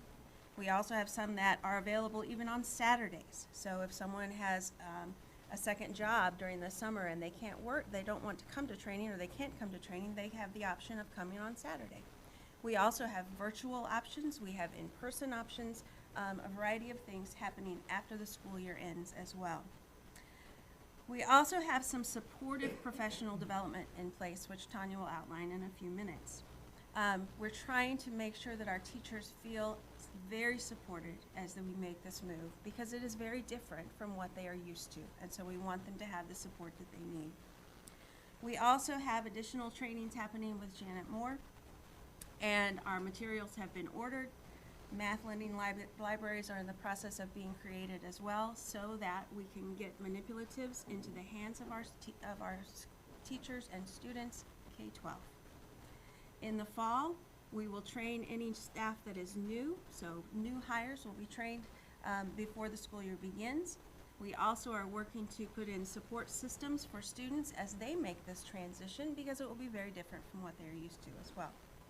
And so that's our plan at this point, so looking back and looking forward at where we are going. With regard to our training, we were asked by administrators and by teaching staff to look at a variety of ways that we can make sure that we're reaching out and providing the support. So the different formats that we have worked to try to make sure math is getting a little bit of space in the next school year are K-5 Monday meetings. Part of the building level meetings will be a 45-minute piece reviewing and working on the techniques that are universal to all K-5 grades. We have our unit rollouts. That is something that Janet Moore will help us out with, as far as what do we need, what is the must do and what is the may do as you look at each unit, and determining what is the higher priority for your students. We have our K-5 grade level meetings, using time on those staff development days in the morning to do some more math refreshers when they'll be together with their grade level colleagues. We have the 6 through 12 every other Wednesday, they had actually requested that from us specifically, that they would like to dedicate alternating weeks using their development time on Wednesdays to work on math. K through 12 Unit 0, that is specifically focused on the mathematical practices. It was fun tonight. I'm a math person. I taught secondary mathematics as I started my career. And we did have our first session tonight of training with illustrative in a virtual format. And it was fun to listen to the teachers talk about how they looked at things differently tonight when that was being presented to them. So it was kind of I loved it. It was a groovy thing. So being able to enjoy that time and talking math with our staff. And then K through 12 center and activity preps. Something that came through most heavily with illustrative, but also with the others. The creation of the centers is very time involved. What we have done is we've done further research, and in the last few months we were notified Hand to Mind has now looked at the centers that are within illustrative mathematics and have put together kits. The kits are actually in district as of today, and we want to sit with the teachers and double check to make sure that it has the contents that we're looking for. And what are we missing that we might need to supplement, keeping all of that in mind. If we can go ahead to the next. Then again, we have our monthly coaching meetings with our instructional coaches. They've requested to have some time dedicated to math so that they could better support the staff. They've also asked, of course, to be included in the training, and we're not turning people away. Anybody that feels that it's supportive to the work that they do, they have the opportunity to sign up for any of the trainings. And as Erica had mentioned, we have all different types: evenings, virtual, in person, during school year, outside of school year, and we do have one that's sitting there for Saturdays. Hoping for a little bit more turnout for that, and we can get that lined up. Janet Moore is committing to us for next year more time than she had done this year. We are competing with the baby, so we do know that we will be doing some Zooming, but we had a meeting again yesterday to thoughtfully craft how can we make sure that we have what we need in place, and even creating a library of sorts so that teachers can draw on that as they need to. DL math training. It's an AIMS program that Lupe and the DL teachers have brought and asked. It is extremely similar to what we're trying to do with Janet Moore, except it would come from a DL ESL perspective. We are waiting to get that prospectus from that company. We met with them again last Friday. We should have it by tomorrow is what they had targeted for us. Math practice walkthrough training and data collection. At our last principals meeting, we asked the administrators to please give us some information as to what do you need to help support your staff in your building with the math rollout. K through 12 Unit 0 training, not only from the teacher side and implementing it in the classroom, but from the administrative side. What do they look for when they're going into the classroom so they know where the struggles are and what we need to do to keep it moving forward.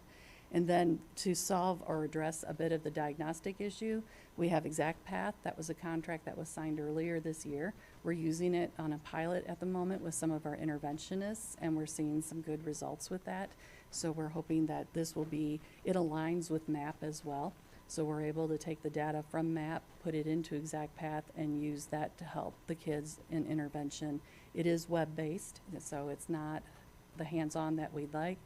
I think that we're concerned that the number of kids coming out, that they're just not at grade level.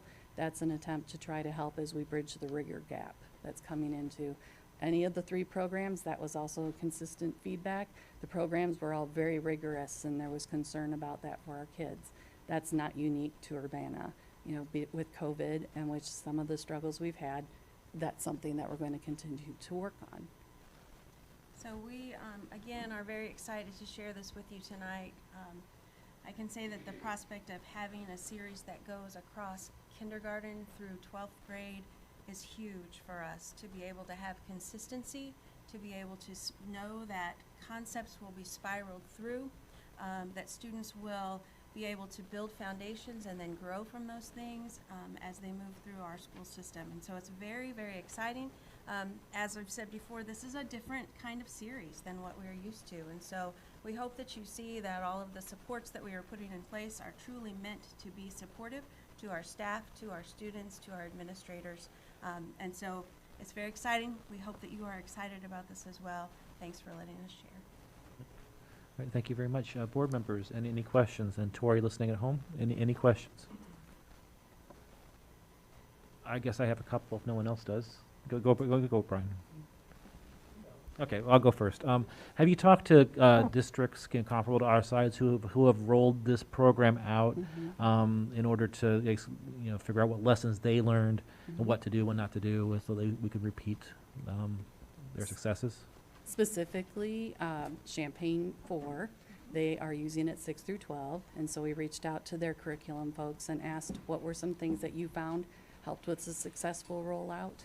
And this was after we were looking at what were we leaning towards. 'Cause it wouldn't help to call them if that isn't what they're using. District 87 in Bloomington is also using this program. And again, they were able, the one thing that came through, just like what our staff said to us, the training is going to be key. It's a 6 to 8 hour training, and then another 90-minute platform training. ESSER is paying for the training time for the staff when it's outside of the day as well to help support and move us forward. It was an area we saw last spring we had a deficit in, and we need to make sure that we're getting on that. The follow-up question is there like a relative cost breakdown in terms of financials between this and other programs we've had in the past?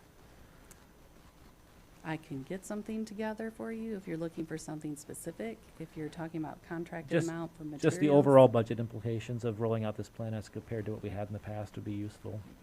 I would have to see what it was in the past. I know what it's looking at right now. If I had to guess, I don't know that you want me to guess, but we're right around 300,000 once we get the manipulative kits added in there. Anyone else? Did you say that is funded through ESSER? Yes. Okay. Right. Just want to Yep. make sure. ESSER I did 2. catch that. Mm-hmm. Yeah. This is one of those moments where it's like kind of weird being a board member in that I'm not an expert in curriculum, nor am I a K through 12 math teacher, but I emailed Kim some questions early on that did not actually come from me.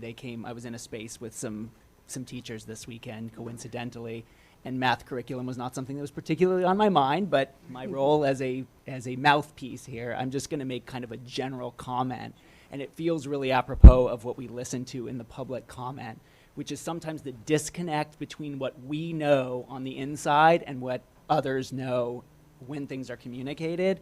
And it was a little bit evident in the presentation as well that the data points that are used sometimes to make decisions, I know you were on limited time because we have a lot on our agenda. My understanding from the teachers was that there was very much a feeling of a lot of stuff happened and a decision was made and communicated in a Zoom format, and then that was it, right? There's lots of stuff that's going to happen down the road.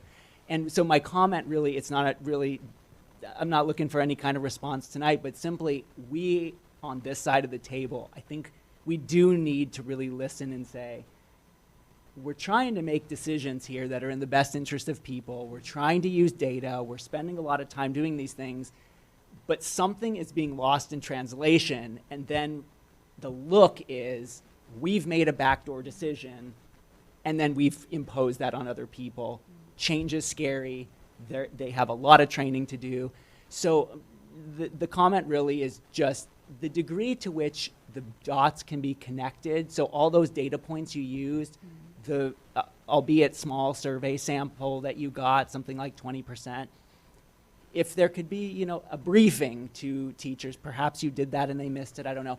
How did we get from the pilot to the data to the decision? I think that would be very well received, at least by the people who spoke to me. I just want to share, because I don't think I mentioned this, that, and there were actually a few more slides that we removed for the presentation just for this evening, but this was actually the same presentation that was shared with principals first and then teachers. So they did go over those points that, what was part of what made that decision. As I mentioned on slide 3, that was shared with teachers. This was the same presentation. So I didn't add that earlier. Anyone else have any comments or questions? All right, well, thank you very much for staying tonight. Our second administrative report is 10.2, Quest Food Management Services emergency food service contract proposal. So I guess Katie will present. I would like to invite Nick Sicaro, Chris Cott, and Josh Bain up to present this proposal. Well, they're going to give a company overview and discuss some of their proposed changes. And also, if you didn't get a chance, I mean, feel free. They brought an amazing spread of some various foods, so some of which they may highlight tonight when they're talking. So, and it's all very yummy. Thank you. Welcome. If you could hit the little button at the bottom of your mic so that it turns green, that'd be great. Awesome. We good? All right. Hope you guys enjoyed the food. And if you didn't, again, please grab some. I'm Nick. I'm the president of Quest. We are incredibly excited to have the opportunity to chat with you guys for a few minutes, tell you a little bit about Quest, and I think more importantly, a little bit about our vision for the program here. And Josh is going to do the most of the talking about our vision for the program here. So if you wouldn't mind jumping to the next slide, please. So a little bit about Quest. We've been in business for almost 40 years. We're based in the western suburbs of Chicago. We're a privately held company, second generation. The gentleman that owns our company is like 57, 58. His son was actually one of the individuals that was helping put the food together for you guys today, which is pretty cool. We have about 150 different partners that we work with, and all but about 10 of them are K-12 schools. So that's been the backbone of our company for nearly 40 years. It's really what started our company, and K-12 education partners are still what drives our business today. We have about 1,300 employees scattered anywhere from, if you go from Milwaukee, we've got a huge concentration in Chicagoland. We're building a presence here in this part of Illinois. We've got 7 accounts in Indianapolis up to Fort Wayne and Detroit, so all kind of in the upper Midwest here. And we're at about $92 million in annual revenue. We've been ranked one of the 10 fastest growing companies in our industry 6 out of the last 7 years. And the reason I bring that up, those two numbers in and of themselves don't really mean a whole lot to anyone. But what's really fueled our growth and what's allowed us to get to that number from a revenue perspective is if you look back over like the last 15 years, year over year, we're at like a 99.7% retention rate of our existing clients.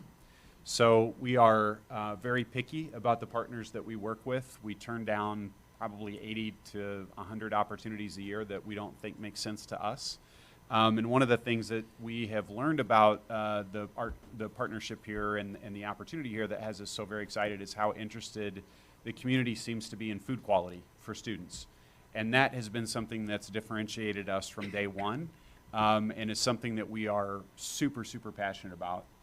If you don't mind jumping to the next slide, please. One of the things that we try to do to, I think, put words to that passion is our food philosophy. And this is something that absolutely sets us apart from other competitors in the space. So things like never using any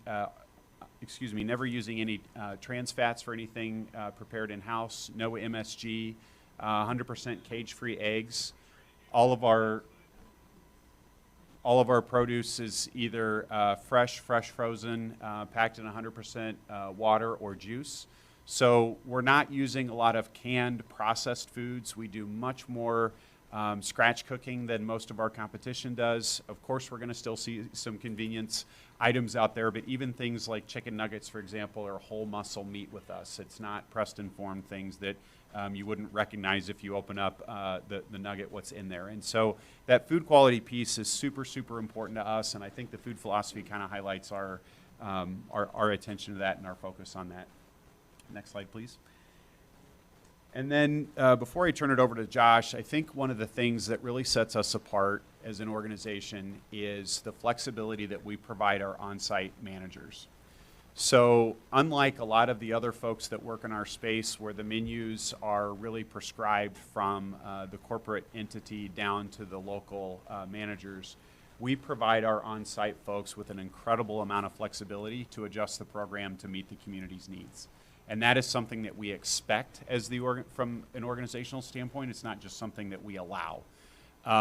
So one of the things that we spend a lot of time on, and we'll talk about it towards the end of our presentation today, are food committees, where we actually get out and meet and sit with the students and hear their feedback about what's working with the program, what's not working with the program. We actually had our first food committees at Mahomet today. We just started there a few weeks ago, and so it was awesome to get some feedback from the students today. And that is something that we expect all of our on-site managers to do at least once a semester at every building that they have. Of course, we have to have partnership with the district to make that happen. But then based on that feedback that they're receiving from the students, we allow them a lot of rope and a lot of flexibility to listen to that feedback and then implement those changes so that the program continues to evolve as the years go on. So, you know, I think one of the things that we typically see is a pretty big bump in participation when we first start, because the food quality is there with the scratch ingredients and the food philosophy and those types of things. But the reason that we have that client retention, one of the big reasons that we have that client retention rate that I mentioned earlier, is because the program keeps evolving because we're listening to the students. We've been at places for 15, 20, 25 plus years. I'll give an example of a couple of schools in Chicagoland. One that we started at, it was a large high school district.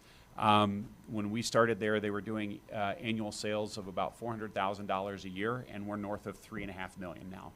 And that's not more students coming into the school. That's not like, you know, we're not raising prices that much in that amount of time. That is truly listening and continuing to evolve the program year after year after year. And that really is who we are as an organization. And I think, you know, when we focus on the food quality, the community integration, we're going to talk a little bit about grab-and-go options here, because that's always an option that we see, especially for high school students, is really underrepresented in food programs. We think we've got something super unique to offer here. And the last thing I'll say before we turn it over to Josh, before I turn it over to Josh, is I know we're a bit new to the area here. I get that. Again, we've been in business for about 40 years. I think the one thing that I will share with you all is if you guys were to choose to work with Quest, we're not a multi-billion-dollar company that if we have a partnership like this, of this size and this magnitude, that we can afford to lose. This is truly an enormous opportunity for our organization. It's kind of a game changer for our company, if you will. And what I can promise you, and I think what you would find from our references, is that you all will get everything our organization has to offer. Accessibility to our entire leadership team, support from our organization. This would truly be a flagship location for us, and I'm not sure that other folks that are at the table for this opportunity could say the same thing. So we're really excited to have the opportunity to visit with you guys today. So I will turn it over to Josh. Yeah, thanks, guys. My name is Josh Bain. I'm the Vice President of Operations for Quest, and I want to talk a little bit more just about what a Quest program looks like. Starting off, though, I wanted to highlight, we can go ahead and go to the next slide, a couple of notable partnerships that have some common ground with you all. Nick just referenced, we've been working out at Mahomet for a little over a month now. We entered into an emergency contract with them back, I believe March 6th was our first day. So just getting off the ground there, and have had a lot of early successes. As Nick mentioned, we had our first food committee today, and it was really exciting to hear student feedback on just how excited they are about the quality of the food that they're seeing. We were able to take their feedback and get back to the office, look at the menus, and make some immediate changes in response to that. And that's part of what really is a distinguishing factor for us as a company, is that ability to pivot very quickly and to tailor the program to the specific partnerships. We've also recently signed a contract with Bourbon A53, just up the road. We'll be starting there here in a few months. And we are closing out our first year at Eureka College. We really feel like this area of Illinois is an area of focus for us geographically. We feel like we've have a strong presence in Chicagoland, and feel like this is kind of the next step for us as a company. And to Nick's point, this would be a really flagship kind of location for us. J.S. Morton 201 is a high school district outside of Chicago that we've been at for a long time. It's got just over 8,000 students. They're actually exploring going CEP here in the near future. So we've been with them for a long time, seen a lot of participation growth and a lot of just exciting things happening there. And finally, I want to really highlight the Noble network of charter schools in the city of Chicago. We can go ahead and go to the next slide. We've been at Noble since last July, so we're closing out our first year of partnership with them. and entered into a contract with them because they were looking for a better quality program. The program there had maybe a little bit of COVID fatigue. A lot of those convenience kind of items that started during the pandemic were holding over, after maybe it made a lot of sense to continue offering those types of items. And they had seen a pretty sharp decline in participation and just lack of interest in the program. And we share a vision with the leadership there at the Noble Network for just good food. And really that's been our kind of primary two focuses at Noble have been on driving the quality of food by purchasing great ingredients and assembling them in ways that are attractive and that are what students want. And then we couldn't do that if we didn't have our second focus, which is on equipping the staff, the frontline staff, to be able to prepare the food, to do more scratch cooking. It's a lot of fun to go in and do trainings where we're teaching folks how to hold a chef knife and what the different types of cuts are and kind of empowering them to put out a really great product that they can be proud of. And they've definitely got a product they can be proud of at Noble. We've got a couple pictures on the slide that were actually taken by one of our frontline employees that has kind of created her own Instagram feed of what they're offering each day out at the network. She has a lot of fun doing that. But a couple facts about Noble. We operate 16 locations there. 15 are traditional school locations, and then we have a daycare that's just over 12,000 students. It's fully CEP at every location. So we've been here a year. We're serving in excess of 30,000 meals a day and have seen some really remarkable growth in participation, which I'll talk about here in a moment. Really, really proud of this last bullet, though. We've seen 95% staff retention. We went from a program where the staff was taking food out of the freezer, putting it in the oven, and then putting it directly onto serving lines. A tremendous amount of the food was prepackaged. They weren't even having to assemble any ingredients. We did trainings over the summer, which is part of our all of our partnerships, having some intentional training time, where we have both classroom and hands-on in the kitchen time with staff. And it's a lot of fun to work with the employees and give them a hands-on opportunity to try out what we're talking about doing. It's one thing to hear about the vision. It's something very, very different to actually do it. We had a great time doing that with the employees, got the staff to kind of catch a vision, create some excitement there. And I was out at Noble for our entire first week, visiting all the different schools, and it was really incredible to watch the students come through the line and visibly react in a positive way to what they were seeing. And our staff saw that, and it was a lot of fun and just really rewarding to get to see our frontline employees be proud of what they're putting out for the first time in a long time. And that's something that we see in a lot of our partnerships. And at Noble, we've seen really remarkable growth. So we're at a greater than 40% increase in participation year over year versus where they were last year. And we've cut out, there are none of the COVID flexibilities this year that they were able to take advantage of last year with taking meals home and things like that. So even in spite of the reduced flexibilities, we've seen a lot of growth. And that comes from, all the points that Nick talked about. It's us talking to students, seeing what they actually want, seeing what's working, and continue to replicate that. We've done a whole lot of grab and go type options like you have back here today at Noble. And students have responded remarkably positively. Speaking specifically to our kind of vision for Urbana, we feel like it's really important to support you all with a highly qualified, dedicated on-site team. So this is kind of an overview of the organizational chart. We've got the district manager at the top, and then the three positions directly beneath that are where I want to spend just a few moments. We would have an on-site food service director, of course, that's running the day-to-day operations, kind of making sure that the food service department is running well, that we're making smart business decisions, that we're engaging students effectively. And then below them, you'll see two kind of subject matter experts that I think would really help to vault this program forward.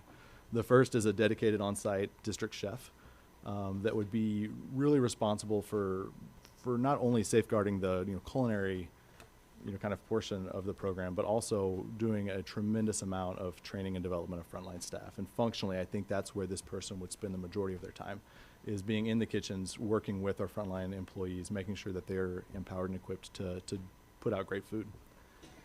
The other side of the org chart there, we have an on-site dietitian. An account of this size, I think, needs someone on site that's specifically looking at nutrition and compliance day to day. That allows us to pivot quickly, to make adjustments to the menus and making sure that we're putting out fully compliant food.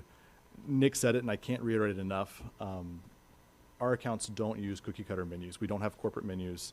The menu here would look very different than what we're doing at Mahomet or doing at Bourbonnais. And in fact, it may be that a school on one side of town in Urbana may be doing a different menu than one on the other side of town. We really want to meet the students where they're at and meet the needs of the community. That's just part of our DNA. It's something that we take for granted, and I think we forget to highlight sometimes how unique that is. Looking at the rest of the organizational chart, we've kept things fairly similar to where they're at now. We feel like the staffing model makes sense. It's important, of course, though, that we have all these positions filled, and part of that is making sure that we're paying a wage that's in line with the market here. And so that is part of what we've kind of built into our model for Urbana is a wage for the staff that will be able to bring folks in. What we've seen in Mahomet, just down the road, is that the pay of the former vendor was a huge barrier to being able to fill positions. And then it creates a scenario where you don't have enough employees in the buildings, and the employees that are there are burnt out, and it's kind of a vicious cycle. And so one of the key critical early parts of this partnership would be making sure that we're fully staffed and the staff is fully trained and able to do the work that we put in front of them. I think next up, we've just got a couple of pictures of food. It's really important that the food looks good, right? It needs to taste good, it needs to look good. Students are informed buyers. They know what they want on the food front, and it's important for us to offer food in an attractive way, which you can kind of see in some of the packaging over there. I'm going to go to the next slide. We've got some more examples of some grab and go kind of items. Yep. These are all taken at existing accounts. And then finally, and you guys can stop having to listen to my voice, I want to talk briefly about food committees. This is my favorite thing that we do at Quest, is our food committee meetings. And these are meetings that are in a forum that's maybe slightly less formal than this, but we do bring in the students. We have an agenda.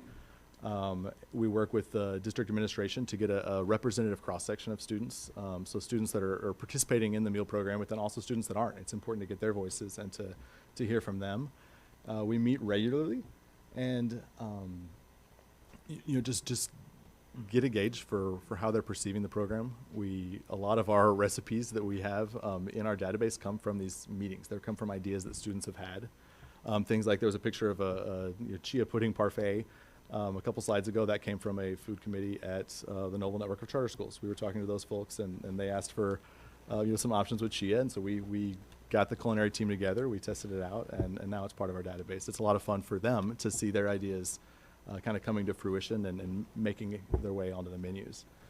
At the elementary level, we also like to engage, parents, faculty, different stakeholders, in addition to the students. And then, of course, we do surveys, polls, things like that throughout the semester as well to make sure that we truly have student-driven menus. And that is the end of my spiel. I'll let Chris take over. That's it? Just wanted to Oh, yeah. Yeah, real quick. Oh, sorry, real quick, if you want to jump to the next one. Yeah, so this picture on the right, the gentleman up there, Anthony, one of our district managers, is holding a plaque. That's usually, we have a plaque done with the mission statement for the food committee, so that's something we can bring to each meeting. Sometimes students come in and out, they might not remember what the mission of the food committee is. You can see we've got the pieces of paper on the table where the students can kind of rank some of the options that we're trying. And then I just wanted to point out up in the top left there, the guy in the blue shirt's our owner, Mike. So this is something he's very actively involved in too, which I think sets a great tone for the rest of the organization. So one of the things that we've heard in some of our conversations with the group here is a commitment or an interest in local purchasing. And it's something that is really near and dear to our hearts as well. I mean, great food, it starts with great ingredients, and the more we can find great ingredients and support the regional food networks, we're operating, kind of the double bottom line. And so, as you can see, in the group or the areas that we do work, we've built out a nice network of farms that we work with, and there are a number that we have on our list for this area, and we're excited to get started in Mahomet and Bourbonnais and hopefully Urbana to start to grow out the central Illinois region. And whether it's through an aggregator like CIPS or Piazza Produce in Indiana, or going directly to the local farms and, you know, working out those logistical delivery issues and how much they can supply, you know, those are things that we really enjoy doing and, you know, feel like it really helps round out the program and make a great effort. So we hope in the very near future to see a lot more representation in the central Illinois area there. Any last statements, Katie? Board members, and any comments, questions? I mean, I appreciate your presentation. I think we've seen a lot of folks trying to make food that looks good, so I appreciate the attention to detail and presentation that you brought for us here. I didn't get to try it all, but I think that you are, I'll speak for myself, you're speaking to my heart, bringing in local farmers. I know that's really important to our district, and I think a lot of people who live in the Champaign-Urbana community, so I hope that is something that, you know, that continues to grow in your program, but also hopefully for our school district. So thank you. Anyone else? Can I, oh, are you going to say anything, Paul? I do have a couple questions. Yeah, go ahead. One is, I mean, the pictures you had look lovely, but I couldn't help but notice that seeing some of the things were held in plastic plastic containers. You know, is there an effort underway to track use of plastic and drive that down in serving? Yes, for sure. So a lot of it is sort of predicated on the school. So one, is the school already using reusable trays, cutlery, et cetera? Do they have dish rooms and dish machines that are sized to be able to handle that?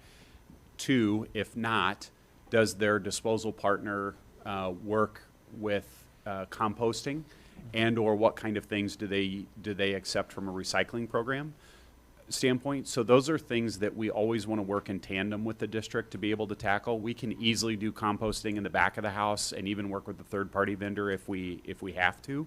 But ideally, we're working with the infrastructure that the district already has in place to minimize the use of those things.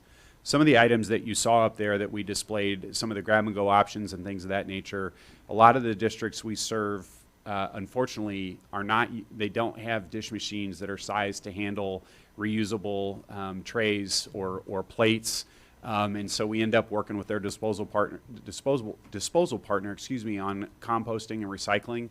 So we really want to work with the district to make sure that we're designing a program that makes sense and not trying to make the food service employees, for example, wash 1,000 trays when they've got a dish machine that's sized to handle like 40 serving bins, if you will. And so those are things that we just have to work with the district on that sort of stuff for sure.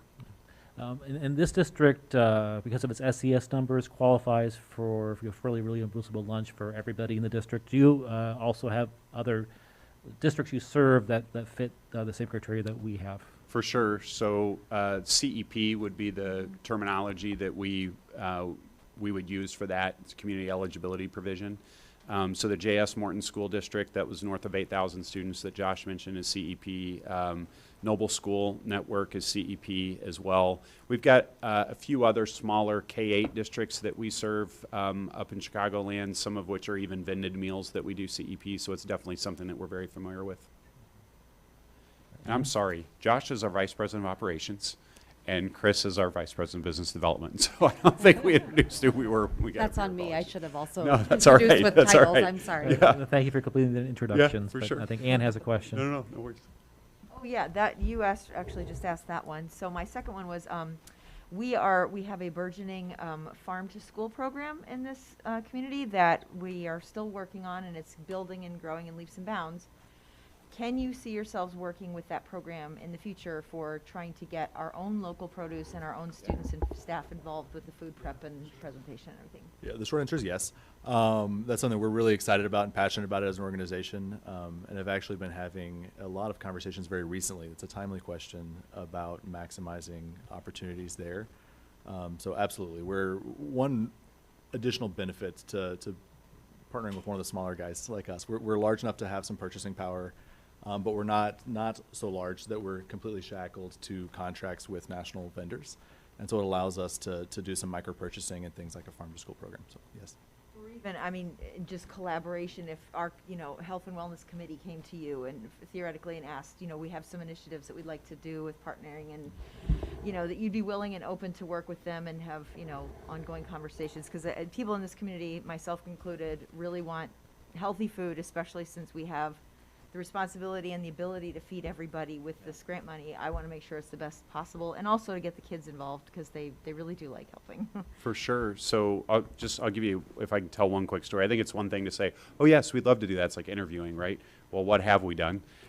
So there's a Orland Park 135 school district up in Chicagoland. So they got some grant money to do some additional programming with students this year. They approached us about doing some after-school culinary clubs with school students, and so it's even like outside of the lunch program, where the day-to-day program, where we're bringing in students at every one of their buildings. Now they've got, it's pretty cool.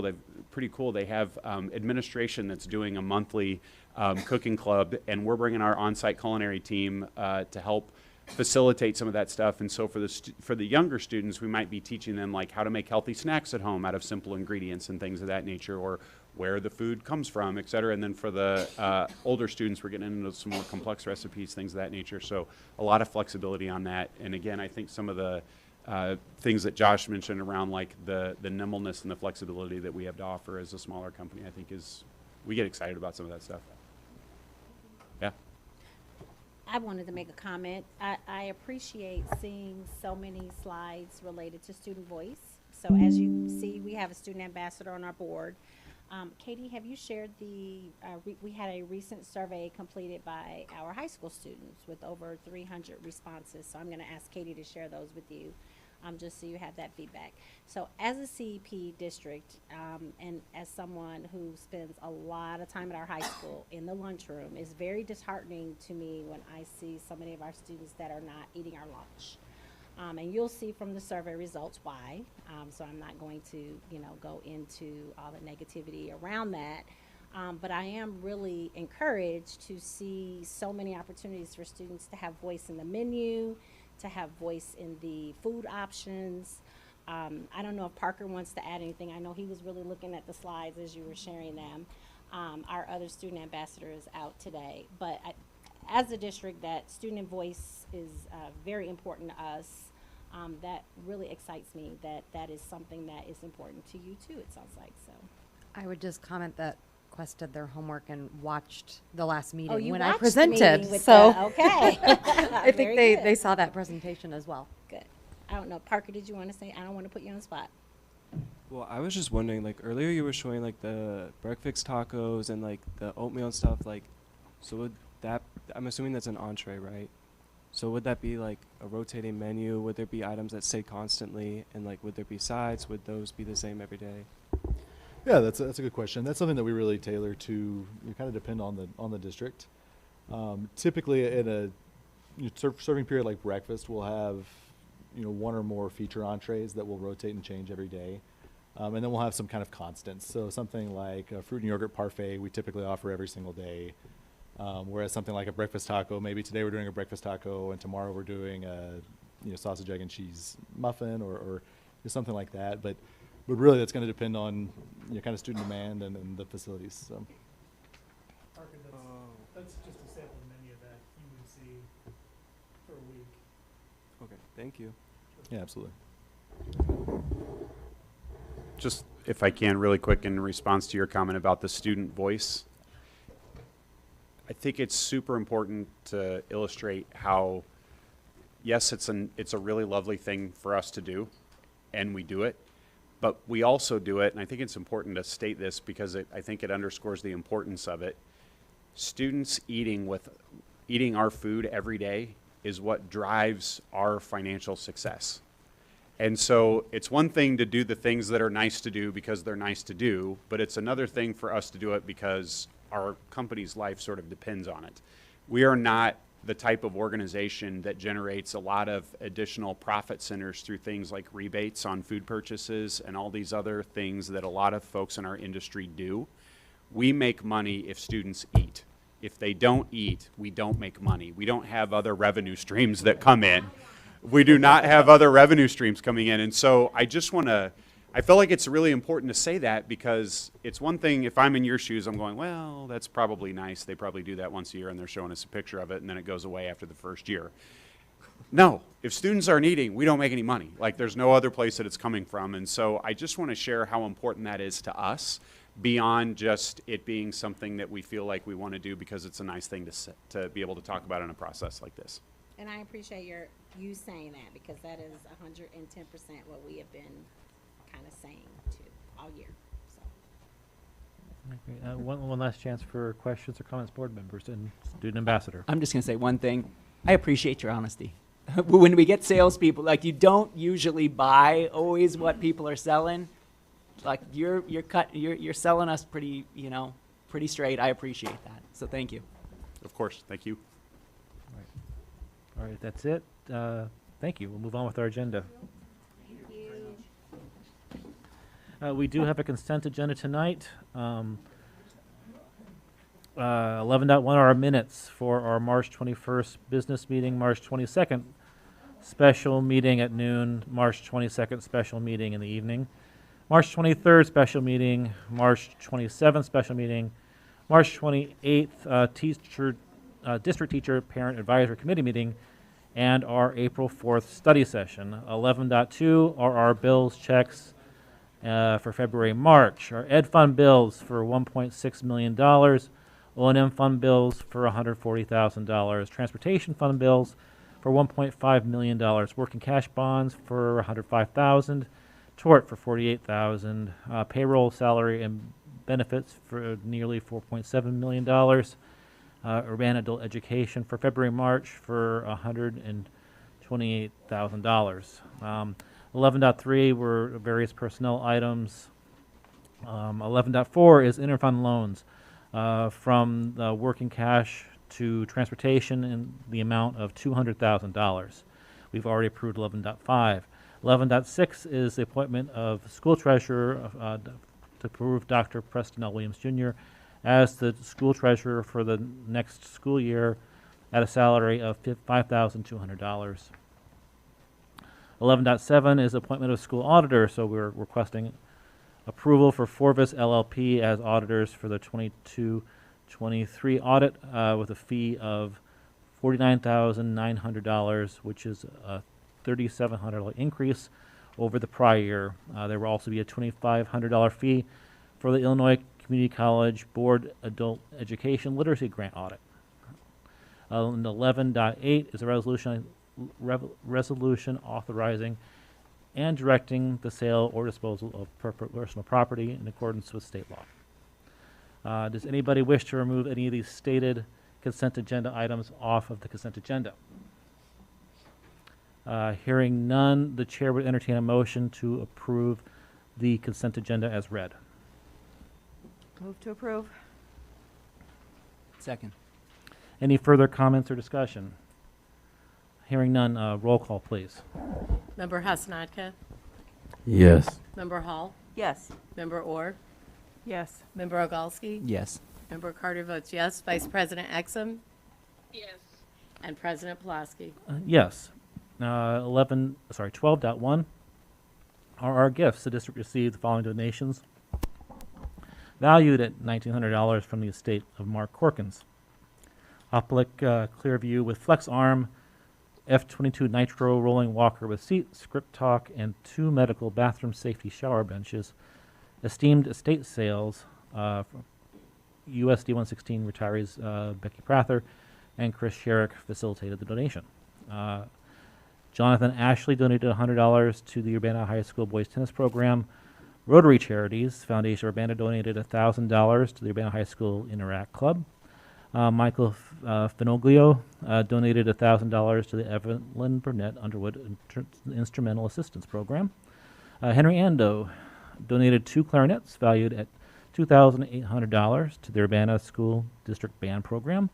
And the following donated a total of $2,500 to the library at M.L. King Junior Elementary School. David Adcock, Juliana Arazi, Befar Ashrazi, Sandy Beek, Kay Bell, Connie Eldridge, Pat Guthrie, Judy Hadel, Sherry Herbert, Jennifer Hickson, Anna Haho, Maggie Kinnaman, Judy Legg, Debbie Malone, Kathy McClellan, Meg Miller, Elizabeth Pitsley, Gloria Rayner, Yvonne Vituski, and Terry Welsh. This donation is in memory of Eunice Weish, former USD 116 teacher and librarian.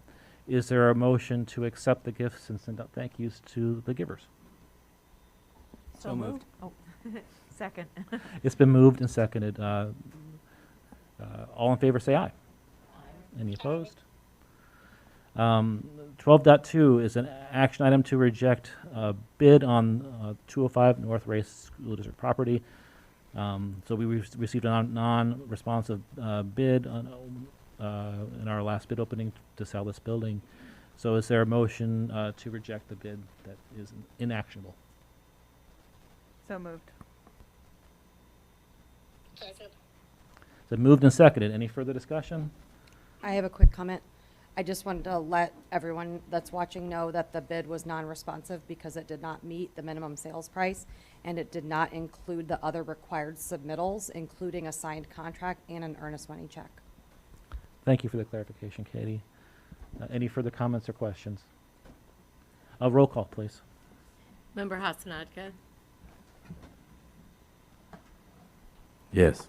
Member Hall? Yes. Member Orr? Yes. Member Ogalski? Yes. Member Carter votes yes. Vice President Exum? Yes. And President Pulaski? Yes. 12.3 is approval of a letter of intent with Venergy LLC for energy-related projects. So I guess a quick discussion about that.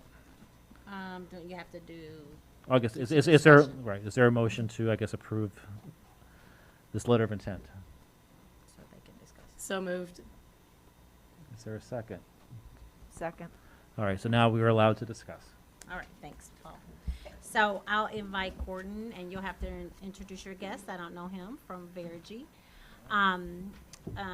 We have been talking solar for a very, very long time in our district, even since John Dimmitt was on our board. It was something that he was very passionate about, and we have never had the opportunity or the foresight to actually move in this direction, but we are talking about it now. Gordon has been, courting us for about a year, maybe a little longer, and coming and talking to us about the benefits of solar, and most recently the Thomas Paine and Wiley projects, because they are both going to have new roof surfaces.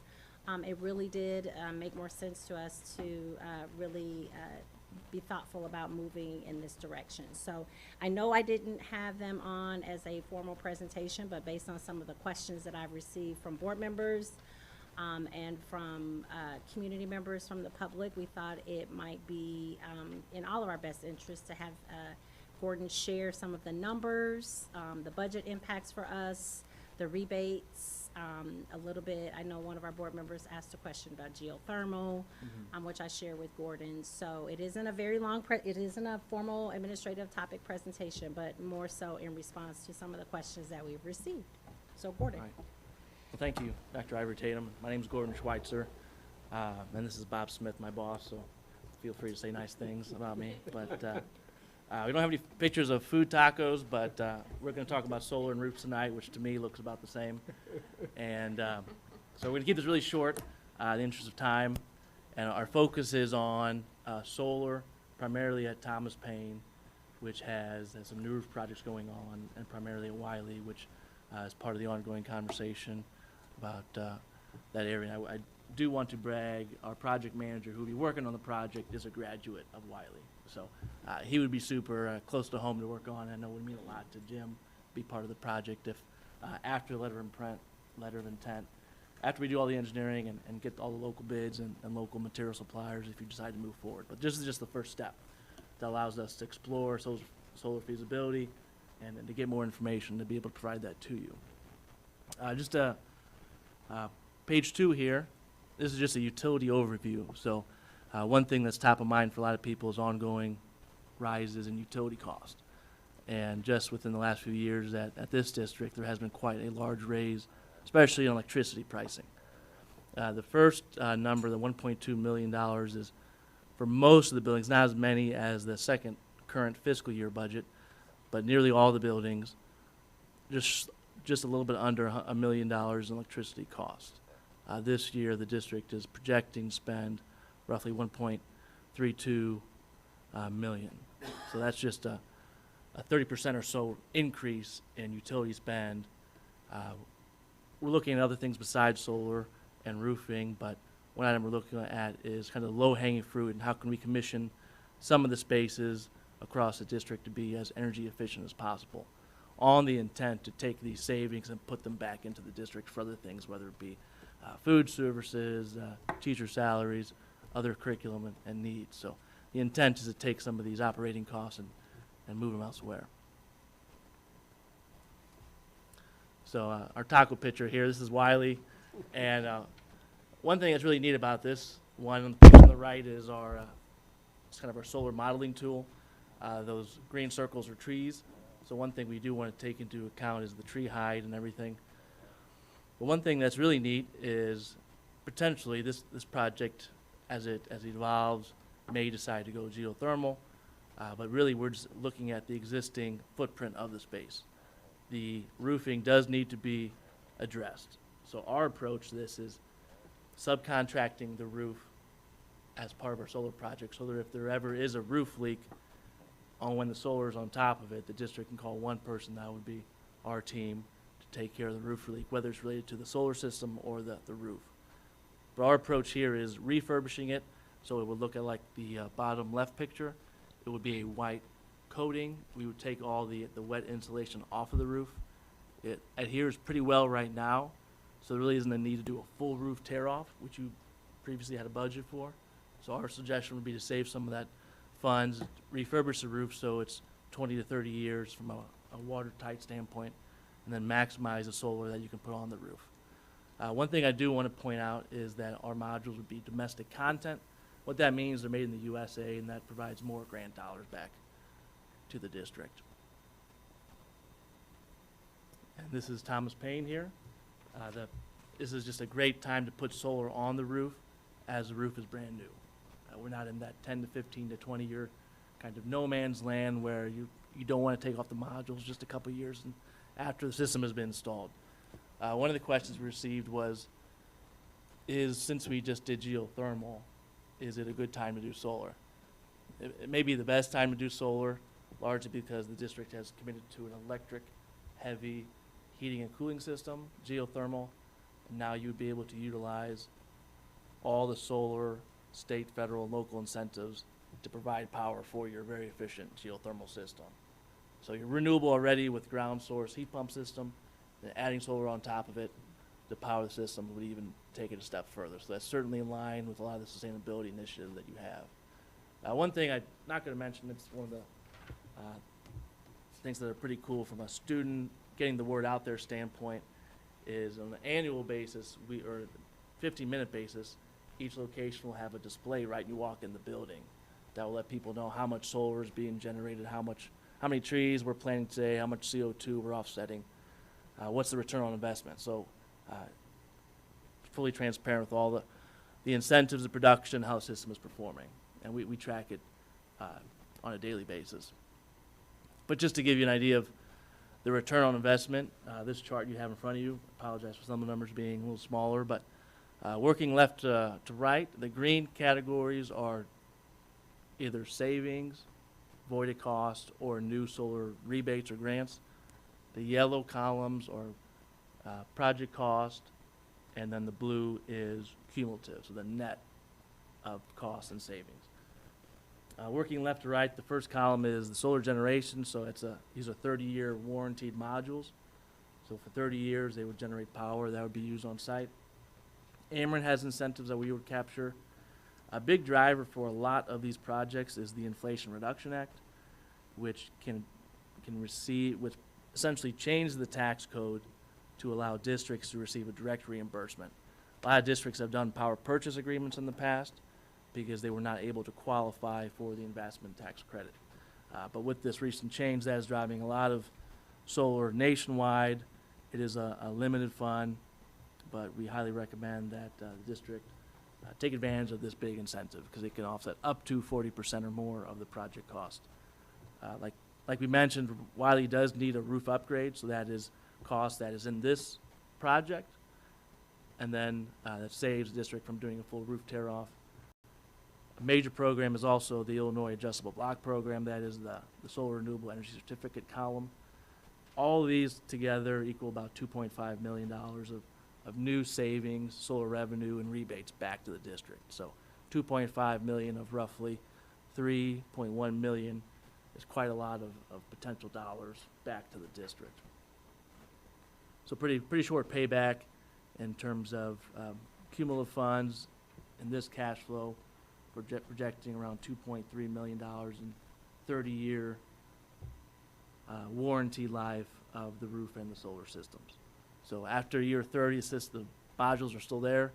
They're producing at about 85% capacity. So this chart would go longer if it could, but we cut it off at 30 years. So we try to be brief. I'm sorry I talk fast, but No, thanks for thank your you, time Gordon. and I attention. appreciate it. Katie, did you want to add anything before? Yeah, I just wanted to comment that we're working with Stiefel to finance this. Once we have more of the final design and the final numbers, I've already gotten some projections from Stiefel. One of the nice things that I've learned from Gordon and Vergy and Ann from Noble is that the incentives and the rebates, we can only use our sales tax funding and our working cash bonds. We can only use those really for facilities projects, but these rebates can come back into operating dollars. So it's a real great thing that we could leverage 30 to 40% of rebates that can come back. Now, a lot of districts will use those to help make the payment or make the project, fund the project. But that's a decision that we can make once we have the cost information. And so one of my ideas, and that I've kind of worked with Ann on, is potentially the Ameren rebate and the Inflation Reduction Act rebates, having those come back into the ed fund or into the operating funds. But then utilizing the solar renewable energy credits that come over those first 6 years to help offset if we had to issue a debt certificate or something like that, in addition to any other sales tax funding that we could potentially make those payments with. The other thing that I wanted to say about that is, it was on the tip of my tongue and I forgot. It'll come back. Well, thank you, Katie. That's interesting news. Any questions from board members? Go ahead, Robbie. Just to clarify, you said, the payment for the solar panels will come from the facilities funds? So the actual payment for the Yeah. installation will likely be, hopefully, is kind of what I'm planning, will be a debt certificate issuance that will be funded with, the payback will be funded with sales tax revenues and with these rebates, the solar renewable energy credits. So that'll be a combination for the payback of the debt certificate. So we'll issue a debt certificate to do the construction, which is, around $3 million here in this column. And then we'll pay that back over a period of time using a portion of this, all of this funding, and a portion of our sales tax dollars. And you just reminded me what I was going to say. So that 67%, like the board does 2/3 towards debt service and 1/3 towards pay-as-you-go. But because we've seen that increase in our sales tax funds over the last couple of years with inflation and everything happening, we're not really even leveraging that full 67%. And so there's already a little bit of room right there that we weren't even counting towards that 20 million for Wiley, for the debt service for Wiley, for doing the bond issue for the renovations and the addition. So there's already a little bit of room there too for that debt certificate. And then if we leverage these SREC credits against it too, it'll be fine. So I'll work with Ann more on that once we have final figures from Verigy's design, but that's kind of the plan. It takes about 45 days to issue debt certificates, so it's really fast turnaround time that we can work with the board on. So just to clarify then, the debt certificate is what buys the panels and installation, but then the rebates will then go to the ed fund. That would be the intention. The Ameren Smart rebate and the Inflation Reduction Act rebate, yes. And let's say they were fully built today, what would we expect to get in rebates in the next year? $1 million in Inflation Reduction Act and $200,000 in Ameren rebates. So $1.2 million.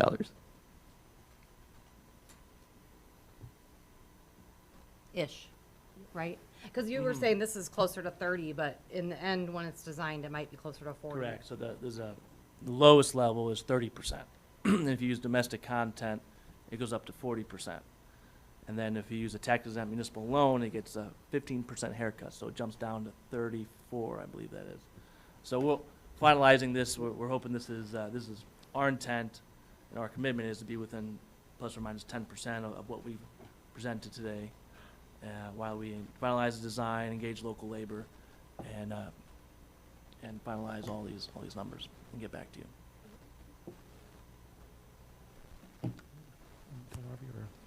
Oh, I was going to say, so with the possibility of the ed fund being negative balanced in the future years without doing this, this is a way, it seems, to offset that.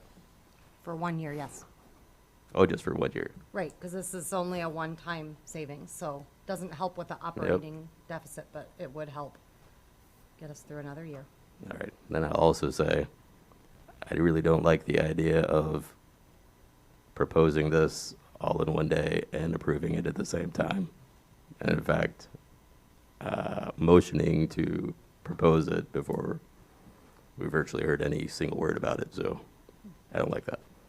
I can comment on that as well.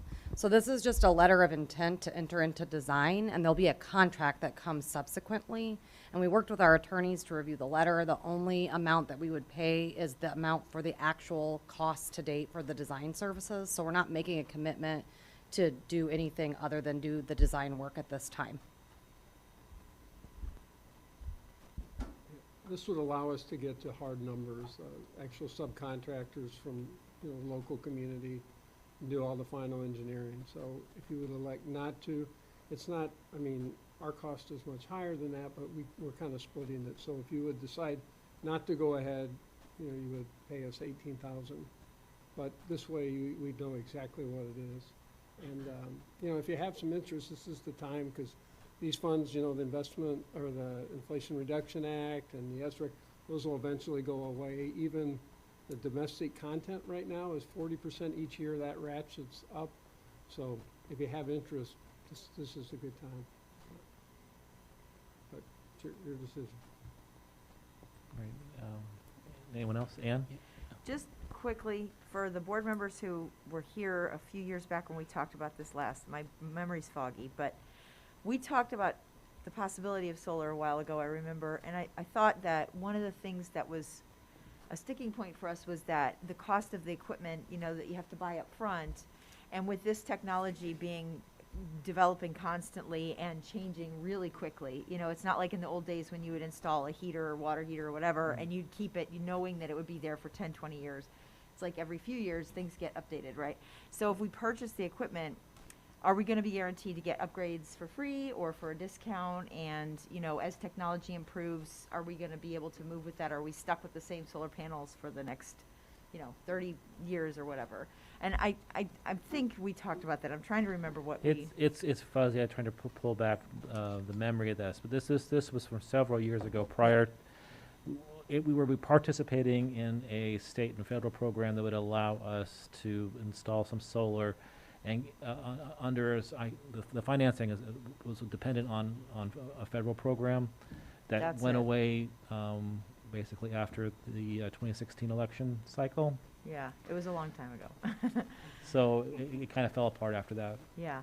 But with new incentives and stuff, especially coming out from the federal government, I'm hoping that we'd be able to capture those even after we've started doing this. Just hearing about how the government wants to go to carbon neutrality by 2050, and that kind of thing. So I'm thinking, well, if we lock into this now, can we still keep getting the benefits? Besides the obvious benefits.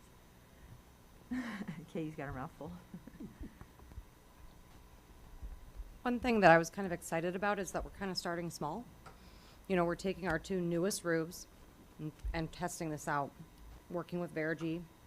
And so, I think that we will be able to have opportunities to see what other incentives the government comes up with, because we have a lot of other buildings. So hopefully this is a starting point to getting our district more efficient. And, you know, I'm much more comfortable with putting an installation on a brand new roof than, you know, starting big and putting it on all of our roofs. But that way we can kind of see what the economy does and see what the government does with as far as, you know, net neutrality and all of that. And yeah, I think they'll continue incentivizing these things, and as that changes, hopefully we'll be able to come up with something else to do. And then just one last quick question contingent on that, that's probably more for Randy. Do you know that there are many companies locally who know how to service these? And I'm thinking worst case scenario, we have terrible storms or tornado or something comes through and something gets damaged. Do we have to wait for their technology people to come out, or do we have people locally who can help work on stuff? I believe our first call goes back to Verigy and then they would contact the local people, and there are plenty of We local have a people. service team that takes care of it. Our own employees. Okay, I mean, I know, because it's growing, there's more people in the community you who are are correct. getting it, but, you know, Yep. it's still a new technology for a lot of people, so, thank you. Good questions. So I have two, I think, one for Katie, one for you.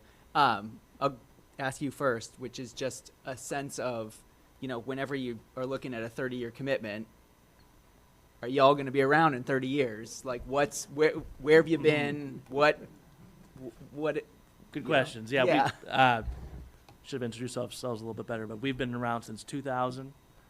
We have an office here in Champaign, Urbana area, one in Indianapolis, St. Louis, Chicago, Carlinville, and we've done a lot of big projects in the area. We did all the geothermal systems at Rantoul.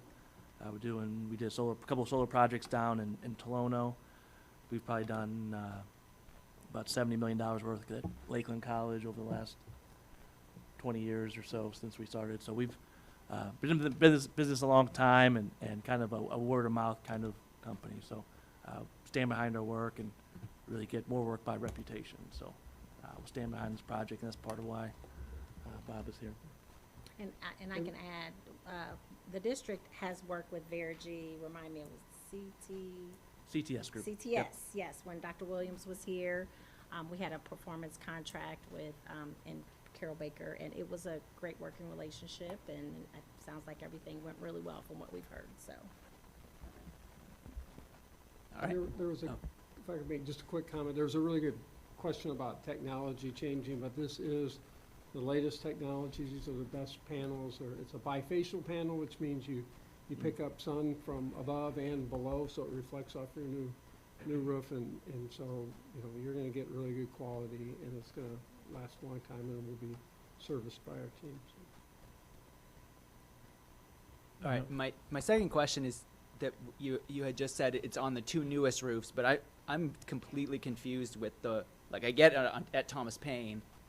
I don't entirely understand the Wiley thing, because it sounds like almost like you're gonna cover it with some sort of membrane and then stick it on, which is not a new roof. So is there A, risk to that, and B, if we're talking renovation, if we're talking, we don't know what we're doing with the building, is it in our best interest to put solar panels on a building that we're not sure what's happening with, and the roof is not fully being replaced? So help me. I am still going to refer to Verigy on that, because they assessed the roof. So I'm going to let them talk more about the actual process and what their proposal is for the roof itself. Good question. John, do you mind going back a few slides? Great question. So, as mentioned earlier in the night, Wiley is a great candidate. Part of what we do is refurbish a roof that needs replacement and then put solar on top of it, so that the solar and then all the incentives and new revenue that comes from the solar system can offset the roof cost.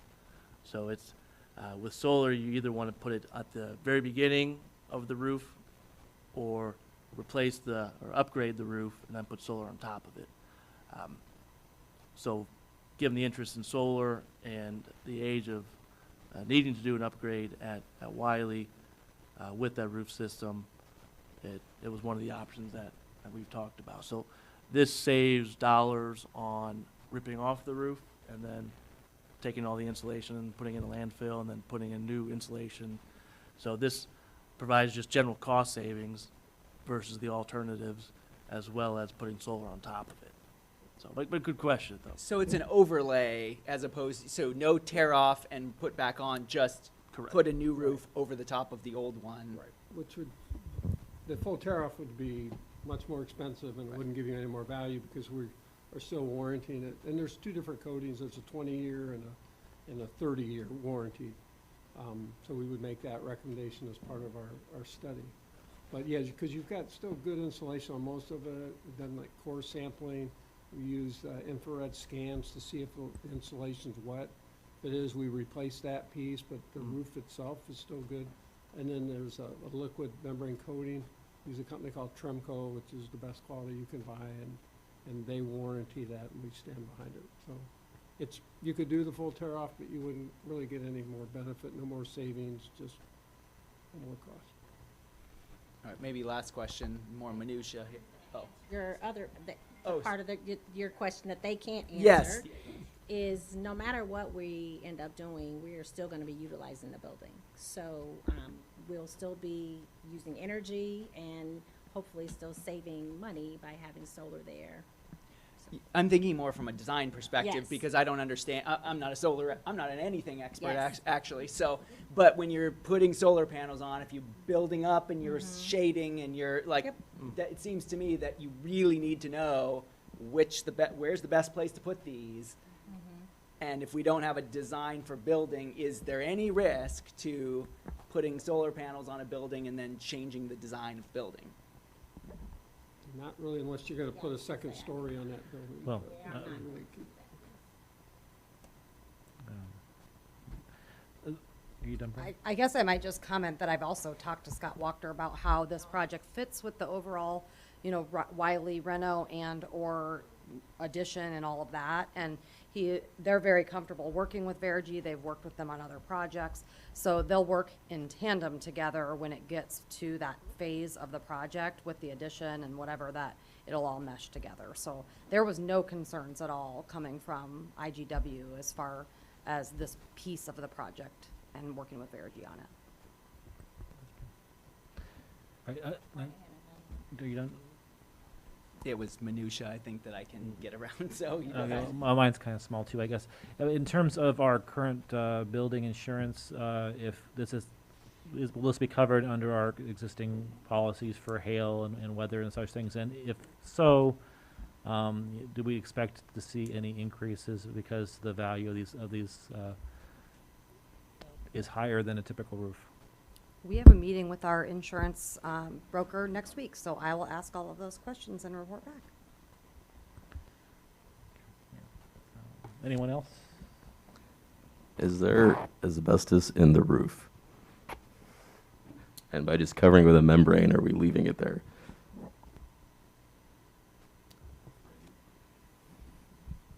I don't know if they done They have not inspected the roof for asbestos yet. I don't know that they've done that yet. It doesn't have to be inspected because if they were to do the roof tear off, they would do that company would have the licenses and everything and do the proper procedure to get that taken care of. I don't recall anything in the past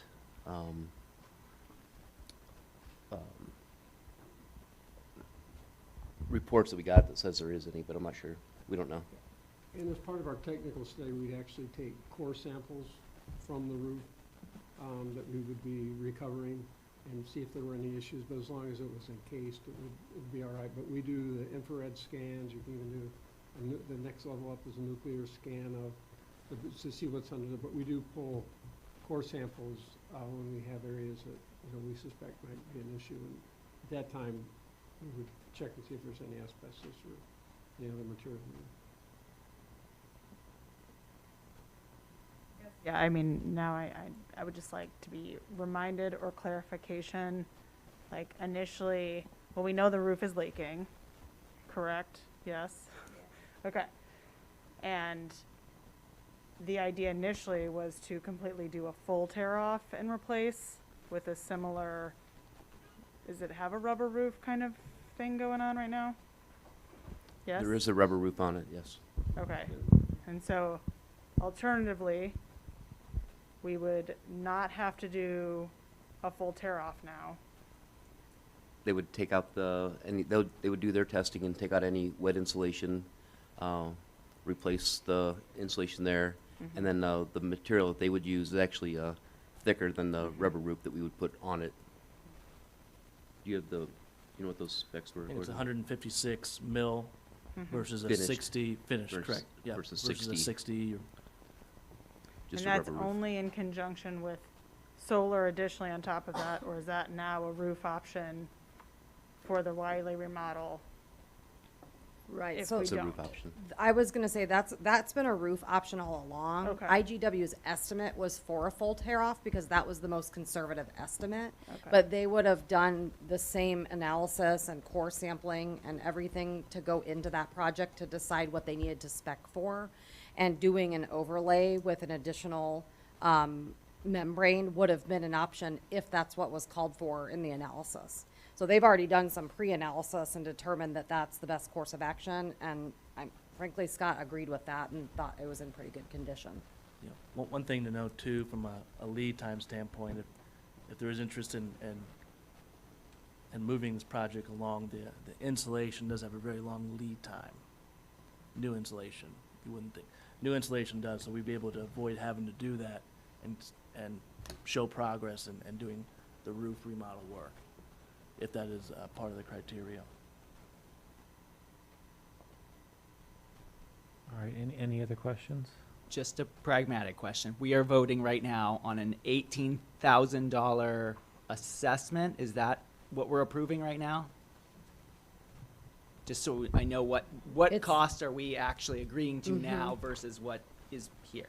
Yeah, in the last paragraph of the letter of agreement where it talks about the cost, it is a not to exceed amount of $18,000 for actual costs incurred for out-of-pocket design and engineering costs. So if they don't exceed that, then we wouldn't pay that. And if you would go ahead, that 18,000, which is required engineering, would just be, part of the project. But it was just if you said, well, we don't think we will at this time, that would. And so you expect a full decision to come back to the board in about 45 to 60 days, is that correct? I think we're hoping to bring the contract at the June 6th meeting. Is that right, Gordon? That's our goal, Yeah, or that's your sooner schedule. if it's prepared, but it'll probably take about that long. To Robbie's point, that's why we're doing both things in one meeting, is so we don't have to have a special meeting in July, since the board is not here in July. So there is a time factor in regard to being able to get that information back to you by our last meeting in June, which is why we're doing both things tonight. All right, any further comments or questions? Tori, about giving you opportunity, no, okay. There is a motion that's been moved and seconded on the floor. We'll move to a roll call vote if there's no further discussion. Okay, roll call, please. Member Hasnatka? No. Member Hall? Yes. Member Orr?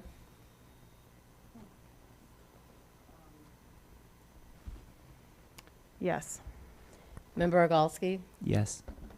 Member Carter votes yes. You said Vice President Exum is off? Yes. Okay, thank you.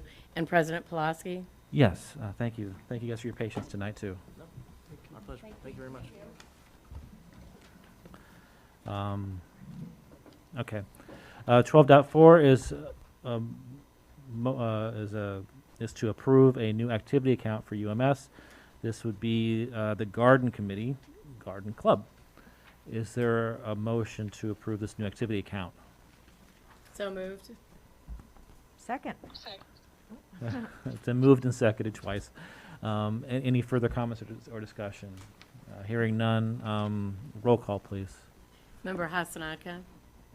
Yes. Member Hall? Yes. Member Orr? Yes. Member Ogalski? Yes. Member Carter votes yes. Vice President Exum? Yes.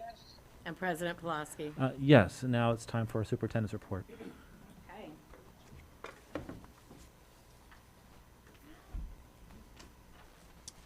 Okay, So I am starting tonight.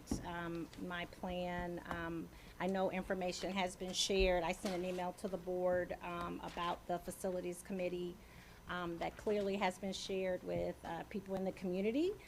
So our plan tonight was to talk a little bit about the screening process, talk a little bit more about the composition of the committee.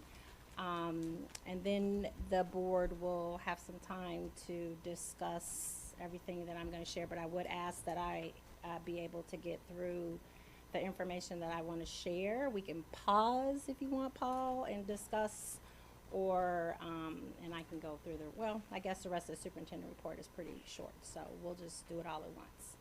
So I did want to just give some perspective. I know there have been a lot of comments about the size of the committee and the number of members in the committee. So just to go back and give you numbers for some of our previous board charged just district committees. So our 2008-2009 committee existed of 12 people. Very few were parents and staff. The majority of the people on this committee were city developers, people who work for the city of Urbana, and some real estate folks. So that was the committee that originally developed the plan for renovating the schools. They went around to all the different schools, and that is where we kind of developed our model for remodeling and the timeline of how we were going to remodel all the elementary schools. And basically the scope of a new gym, multi-purpose room, fine arts spaces. And then we had a 2011-2012 redistricting committee, and I know that is not, but they weren't specifically talking facilities, but it was a board charged committee that consisted of 23 members, 2 parents from every elementary, the principal from every elementary school, a realtor, board members, and central office staff. Then our most recent facilities committee consisted of 17 members. Again, mostly city developers, realtors, city employees, 2 board members, a student, and then a very small number of parents and teachers. So I just wanted to give some perspective on past committees. The scope of what we're doing here is significantly larger, and I would say much more inclusive of our actual stakeholders by having more parents and teacher involvement than any of these other committees has had in the past. The screening process. So I know there have been a lot of comments on email, comments in the Wiley Strong group regarding my cherry picking people and my picking and choosing the people that I want to be on the committee. And that is not how this committee was set up, or that was never the intent from the very beginning. We've never done any of our district committees like that. There's always been an application process.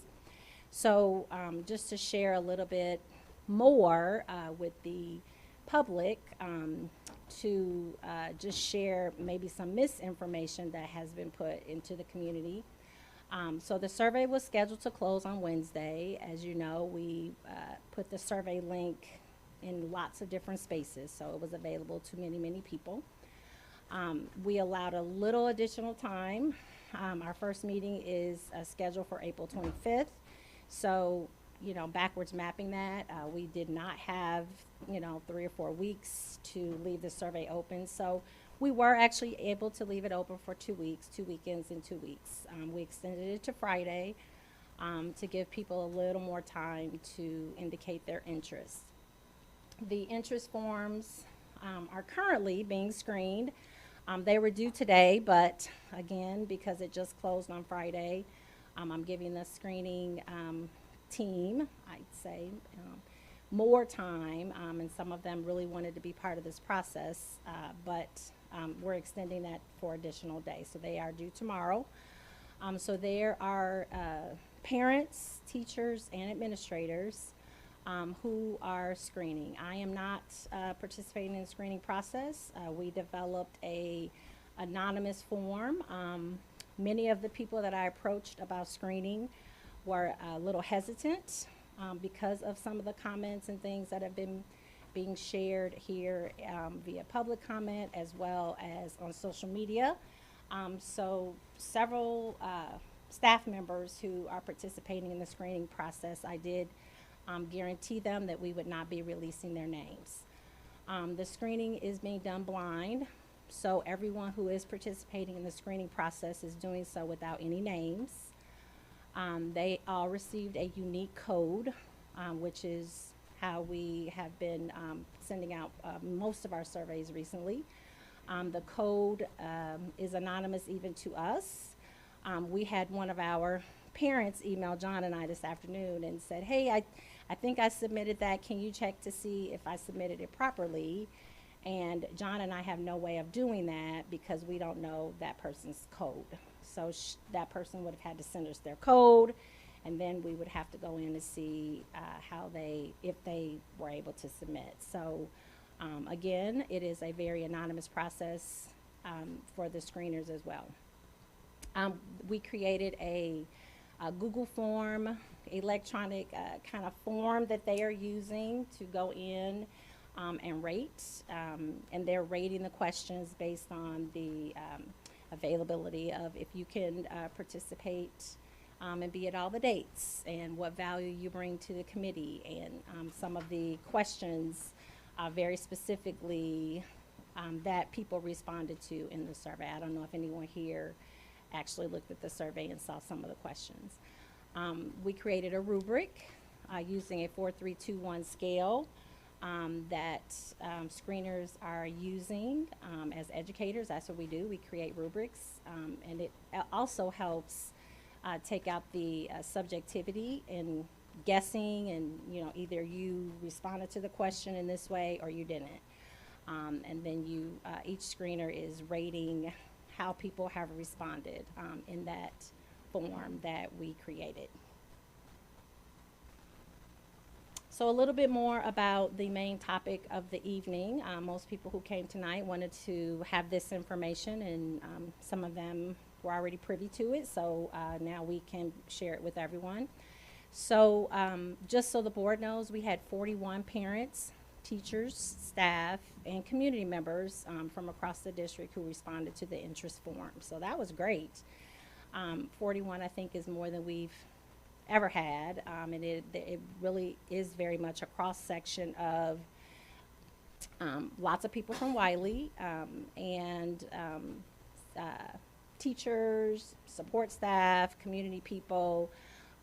One of our goals is to have this be a well-rounded committee, as we've talked about, and as you can see from this list, we want to make sure that we have a lot of elementary voice, we want parent voice, staff member voice, community voice as well. So this is the breakdown. So once we receive all of the anonymous screening forms, each form is going to generate a total composite score, and basically then what we will do is take that total score and break it out by this ratio. I know there is a lot of concern about Wiley people not being more represented, maybe more so in the parent group, but we do have Wiley staff members who have completed the form. So there is again, not seeing the rating forms, and I don't want to be accused of doing something unethical, but again, I did see the surveys as they came in, so I do know that there were Wiley teachers who participated, and of course there are several Wiley staff members. And then there are community people who participated who are also connected to Wiley. So while the top bullet, the 2 parents from each school, seems very restrictive, there are other areas where there might be Wiley people representing the Wiley community, while they may not be just a parent, if that makes sense. So if you add all those numbers up, There are 33 spots available out of those 41 that responded. So this is the group of people who have been invited to participate, who we did not ask to complete the survey. So we hope to have 2 board members. There was a notion in the community that the parent liaisons, when that information was shared, were dual language parent liaisons. We actually have 2 district parent liaisons. We have a Latino parent liaison and a African American parent liaison who have been invited, who represent the district, not just dual language. We have UEA representatives, and of course I am still, we have a couple of people who are interested in co-chairs. We don't have a final yes yet, but there are several who are contemplating it, talking to their partners. It is a huge time commitment because the co-chairs will do a lot of the agenda planning. So it's an additional time commitment for the co-chairs. And so we did not ask co-chairs to complete the survey, so they are not counted in that 33 number, but the co-chairs who are considering are both parents. UEA representatives and building principals. Our elementary principals are participating. Dr. Heinhorst has removed her name and is not wanting to be part of the committee, but we have invited the middle school principal as well. All district committees, I know this may not be what some people want to hear, but we don't have district planning committees without our building principals represented, because we expect our building principals to lead these initiatives, to take information back to the buildings, and to help us spread the word and be part of the process. So to exclude our building principals is not something that is anything that I would ever bring forward to the board. We have district administrators, 6, who are basically directors, so that would include people like Dr. Caffey and Catherine, because she's going to help us with promoting, and we're going to have some engagement opportunities, hopefully through the process where we would get information out as the committee is working. So that 6 includes Dionne Webster. She is our district family engagement person. So that 6 includes district directors. Well, then we also have, as part of that central office number that has been shared, 5 district administrators who would be considered non-voting. That would be people like Randy and Katie and John and Kim. I know it feels like, or the comments that I've heard about administrators being part of this process, well, I hate to say this, folks, but the administrators are the ones that are going to be doing most of the work. We don't ask our co-chairs to give up hours and hours and hours of their time. And a lot of the information that we need in between meetings, they would not have access to. So when we're looking at student data, when we're looking at racial demographics, when we need to pull numbers of how many butts we have sitting in chairs in specific classrooms or grade levels, that information is at the fingertips of our district administrators. And so they need to be part of this process. However, as we have done in the past, they don't have to all be voting members. So just like we did with the dual language committee, myself, Dr. Norton, Dr. Wiemelt, and Lupe Ricconi, we helped facilitate that group, but the 4 of us never voted in any of the recommendations that were brought forward. Any of the recommendations that we took to the committee, we did not vote in those spaces, and we would also have these 5 district administrators would also not be voting members, but they would be part of the process because they need to help with data collection and sharing data and all those things that district administrators are paid to do.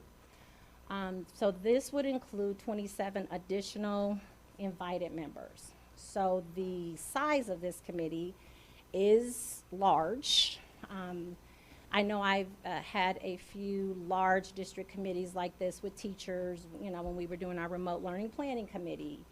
And some of those other committees, we've had, you know, 40, 50 people. But to have 60 people outside of, you know, with a lot of people who are outside of the scope of the purview of the district is going to be challenging. But we're up to the challenge, and we're going to do everything that we can to make this experience the best that we can for these 60 folks. I think that's one of the reasons we're having such a hard time getting co-chairs to agree to do this. As you saw tonight, some of the comments and some of the things that are shared, you know, if someone takes on this responsibility, not only is it going to be a time and effort commitment on their part, it is also going to be challenging to have their name bandied around in some of the decisions that might be made moving forward. So we don't want them bearing the brunt of any of that. That's why we have district administrators on this committee, because if people are going to be mad and angry, we want them to be mad and angry at us, not at our people who are giving up their time and energy to help be leaders of this work. So we're going to do the best that we can to make the process ethical, clear, transparent. Having a public meeting with 60 committee members is also going to be a challenge, but we are going to do the best that we can and utilize spaces at UMS to make that happen. I also wanted to share, so we took that information that you just saw in those last two slides and created basically a couple of pie charts that might make it a little easier for you to visualize. I'm a visual learner, so if you're a visual learner, this might help you as well. So if you think about those 60 people, 33% of them will be parents, 25% of them will be teachers, 30% will be administrators, and almost 12% will be other, and that will include the district liaison, the board members, the community members are included in that group of others. Again, another way to look at the makeup of the group, just so to also give another visual. So if you, sorry, I have to look at this on my screen. So that 30%, we kind of have the blue is where that chart kind of starts to wrap around. So that blue is, the biggest part is elementary, because again, we're really talking about a big impact at the elementary level. We are talking about impacts to possibly UMS. That was two of the bullets that we will be considering are things that would impact the middle school. So it's really important that middle school people are in this space. So the two blue are our parents broken out by elementary and middle. And then the two green pieces of that pie there are teachers. So the elementary teachers and middle school teachers is a pretty equitable breakout. And then move to building principals, who again are core members of any committee work that we do. And I would strongly I would be really concerned if we didn't have building principals at the table as we have these conversations. And then the district administrators. And then those smaller pieces of the pie represent some of those other smaller groups that we had in that others category in the other slide. So now I'm going to move to some happy news and some exciting things to share. So this past Friday, I know Kanita was here tonight. We recognized her at the CU Schools Foundation reception for the Local Hero Award. She's pictured there with Dr. Ken Rowland, who was the Urbana Distinguished Alumni Award winner, who is a cancer doctor at Carl. UHS alum Jerry Regal, who runs Regal Labs, was the local business community impact alumni honoree. So congratulations again to Kanitha, to Dr. Ken, and to Jerry for their commitment to and service to Urbana schools. So they were really honored to be recognized, and it was a really great event. So congratulations and thank you to CU Schools Foundation for recognizing them. I know Michael's not here tonight, but Michael has, as you know, he is an orator, and he has been out in several district competitions this spring, and he placed second in the Southern Regional Oratorical Contest. He will now represent the district in the finals later this month. So congratulations to Michael. This Saturday, several of us participated. I know Maria Elvira is in that picture with Dr. Franklin and I. And then the picture at the bottom has Dr. Wiemelt.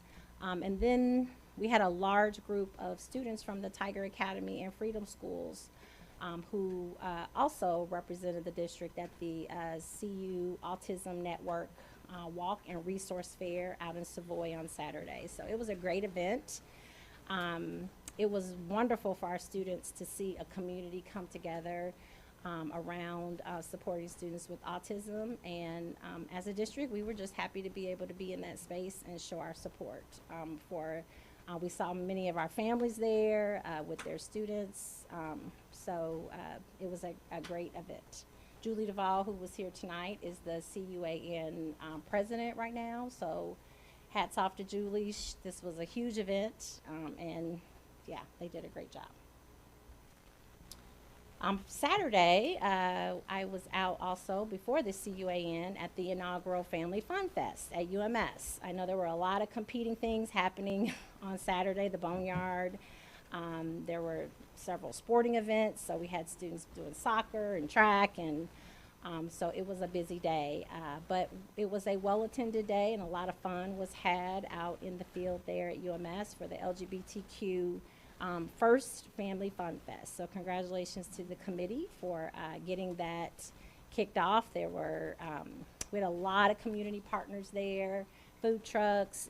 It was a great time, and the weather was great for that. So congratulations to them and to all the people who came out to represent and to demonstrate how welcoming and affirming Urbana School District is to our LGBTQ plus community. So hats off to the group for their planning efforts. As you know, the student ambassador applications are open. They are due on Friday. Interviews are Monday, May 8th at UHS. We're going to miss Parker and Michael, but there are students that are really excited about an opportunity to represent as student ambassadors on the board. So we've been sharing that application. Online registration. So this is something new. We have typically, since COVID, when we started online registration, we have waited until the school year ended before we opened it. But this year, we really want to be thoughtful and get as many families registered as we can this spring. And we have several incentives. So if you saw the superintendent update last week, I talked about some of those incentives. The elementary principals have a lot of fun ideas that they're putting in place to try to get as many as especially our elementary families registered before they leave for summer break. It is really hard once everybody goes. We send tons of messages, and it still feels like when it's time in August, we have a large number of families that are not registered. So we're really trying to avoid that and be proactive and keep that from happening. We are going to be offering a tech night on May 10th at UMS. We've been providing tech support in July, but we thought we would front load some of that tech support for people who have legitimate family access issues and are not able to get into the online registration module and do some of the things that they need to do because they forgot their username or their password or any of those things. So we'll be available on May 10th at UMS to support those families that need that help. We've talked about 6th grade night is coming Thursday, April 27th. I know UMS has been promoting that, and they've been having a lot of 5th grade transition meetings to get ready for that. UMS Broadway on Vine. I think we talked about this before. If you've not seen one of the Broadway on Vine, can you go to the next slide, John? Presentations. They're doing Into the Woods. They are a great group of actors and actresses, and they do a phenomenal job. And that is all to credit to our fine arts program. The fact that we have a phenomenal dance and drama program and music program at the elementary level, those students have an opportunity through Broadway and Vine to just continue with being fine artists. And they take that with them to UMS, and then they, of course, go on to the high school. So that is April 20th and April 22nd. And last thing is dates. I've already talked about the online registration. UHS Spring Musical is May 5th through the 7th. And the Thomas Paine Carnival is always a fun event. So, do you want to read all these, or we didn't talk about that? I can try. Or we can split them. This is going to take a while. So these are all of our completed FOIAs. First is from Smart Procure for all current employee staff contract information. Another one is for Quia Perkin Williams for a map of the location of the families who are bused out of DPW to other schools due to overcrowding for the 22-23 school year. Mike Anderson for all emails and internal documents that were composed or sent by one of the following and sent to one and or more of the following: Dr. Ivory Tatum, Lori Johnson, Dr. Norton, Marty Stamberg, and Randy Ashman, Piper Harvey, Paul Pulaski, Brenda Carter, Tori Exum, Ann Hall, Robbie Hasanadka, Brian Ogalski, and Laura Orr between October 1st, 2022 through the present day that mention Wiley and one of the following words: HVAC, chiller, chillers, boiler, boilers, heating, cooling, lead times, timeline, radiators, renovation, steam, IGW, architect, engineer, remodeling, reimagining, AC, valve, asbestos, abatement, ventilation, concept planning, roofing, surface, upgrade, remediate, glue dots, electrical, electrical, plumbing, sewer, lighting, windows, plaster, drywall, flooring, construction, reno, containment, contractor, stakeholder bids, bidding, ceiling, tile, addition, MEP, fire protection, life safety, fan coil, hazmat, caulking, glazing, conduit, geothermal, strand, ducting, doors, abate, insulation, inspection, LOI, RFB, RFQ, RFP, remediation, print specs, EPDM, pneumatic, leak, blueprint, compressor, and air handler. From local labs, Vince Espy. Copy of your district's current mission statement and copies of any previous mission statements provided they have changed them in the recent past. Another from local labs, Vince Espy. Copy of your district's current mission statement, UECS. Copies of any previous mission statements provided they have changed in the recent past. And from local labs, a copy of your district's current mission statement for King. Copies of any previous mission statements provided they have changed them in the recent past. Rakaya Perkins Williams. List of families that are assigned to DPW but are being bused out to Thomas Paine due to overcrowding. Dodge Construction Network, the awarded contractor and their amount, start and completion dates for Urbana High School band room expansion renovation. Another from Mike Anderson, all emails and internal documents that are composed or sent by one of the following and sent to one or more of the following: Dr. Ivory Tatum, Lori Johnson, Dr. Norton, Marty Stanberg, and Randy Ashman. Piper Harvey between October 1st, 2022 and the present day that mention Wiley and one of the following words: HVAC, chillers, boilers, heating, cooling, lead times, timeline, radiators, renovation, steam, IGW, architect, engineer, remodeling, reimagining, AC, valve, asbestos, abatement, ventilation, concept planning, roofing, furnace, upgrade, remediate, glue dots, electrical, plumbing, sewer, lighting, windows, plaster, drywall, flooring, construction, reno, containment, contractor, stakeholder, bids, bidding, ceiling, tile, addition, MEP, fire protection, life safety, fan coil, hazmat, caulking, glazing, conduit, geothermal, strand, ducting, doors, abate, insulation, inspection, LOI, RFB, RFQ, RFP, remediation, prints, specs, EPDM, pneumatic leak, blueprint, compressor, and air handler. Now it's time for our board report. So here's an opportunity for us to revisit the discussion and composition of the Facilities Planning Committee. I wanted to give the board an opportunity to publicly discuss this and provide feedback to administration. go ahead. So just a question about these numbers, and that is, of the, it was like 40 applications, I guess, or was it 41? 41? 41? Is there enough people, like did 2 people from King apply? Did 2 people from Thomas Paine apply? Like I can't imagine if you have 41 that you'd fit all those categories. So we have a lot of people who applied who fit multiple categories. So they have a kid at King, at middle school, and at high school. There were a couple of people who applied who were only just a Wiley or maybe just a Thomas Paine, but I would say the majority of the applicants crossed several levels. I was asking that because then if there's an empty slot, Yeah. then what happens to the empty slot? Yeah, so if we did not, so that is a clear question, so thank you, yes. So if there were not a parent from King, then if the board would like me to slide a Wiley person into that space, I mean, that is something we could talk about. But we didn't make any decisions about that until we see how the scoring comes out.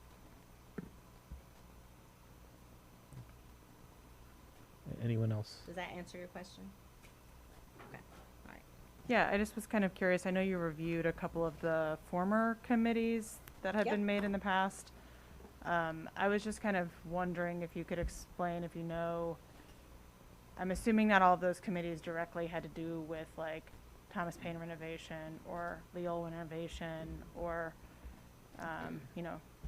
DPW, and how those committee, like, The first and the third committee were assessing, basically ranking all of the potential projects the district might take on over the next 20 years for the first committee and 10 years for the second committee.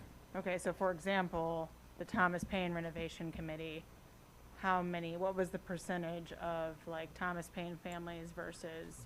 There There wasn't a Thomas- Thomas they Paine all- those were reservation. all It district- was, Okay, it was, so there a- was it just was like here- feedback or? Exactly. Here are all the potential projects the district might take on. There were Okay. projects at the middle school.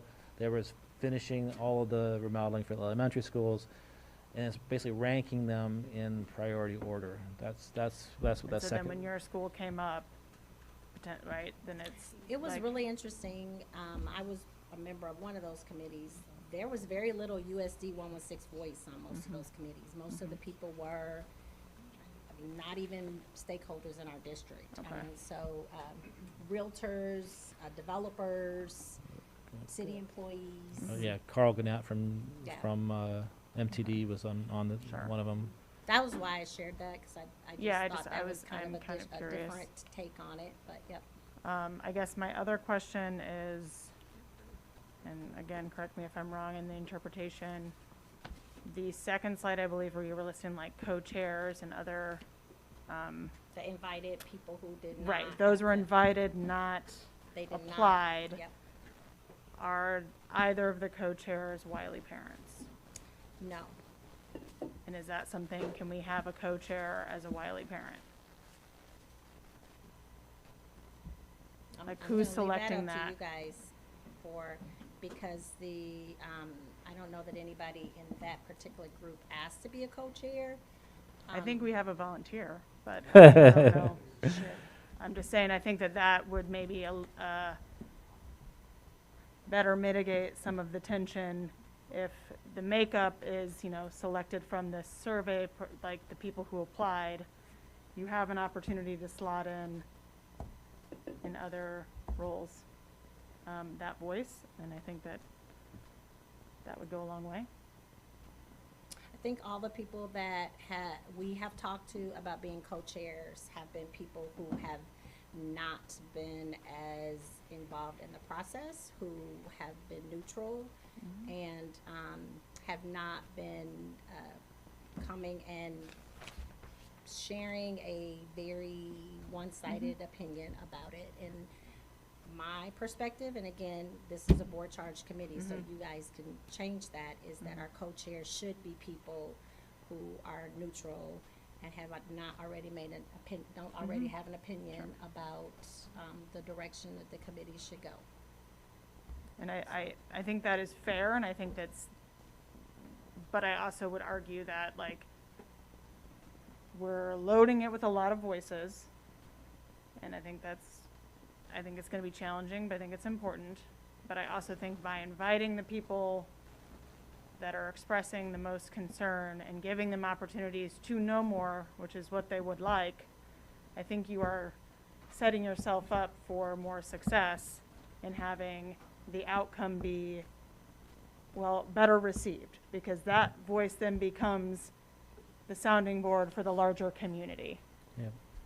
And again, I think, have you ever been on a district-wide committee, Laura, maybe as your time when you were at Leo? Yeah, I mean, I just want to say also, committee work is not easy. It's really hard. And when you put this many voices in a room, and you have people who have very strong opinions, it's hard when you're in a space. And just thinking about some of the people that I know who have applied, we don't want to diminish other people's voices. And when you have voices that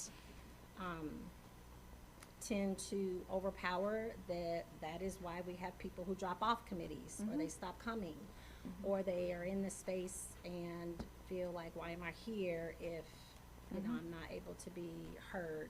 So I think that is that could happen. I don't know if it would, and again, crystal ball moment, we don't know until we get to that space.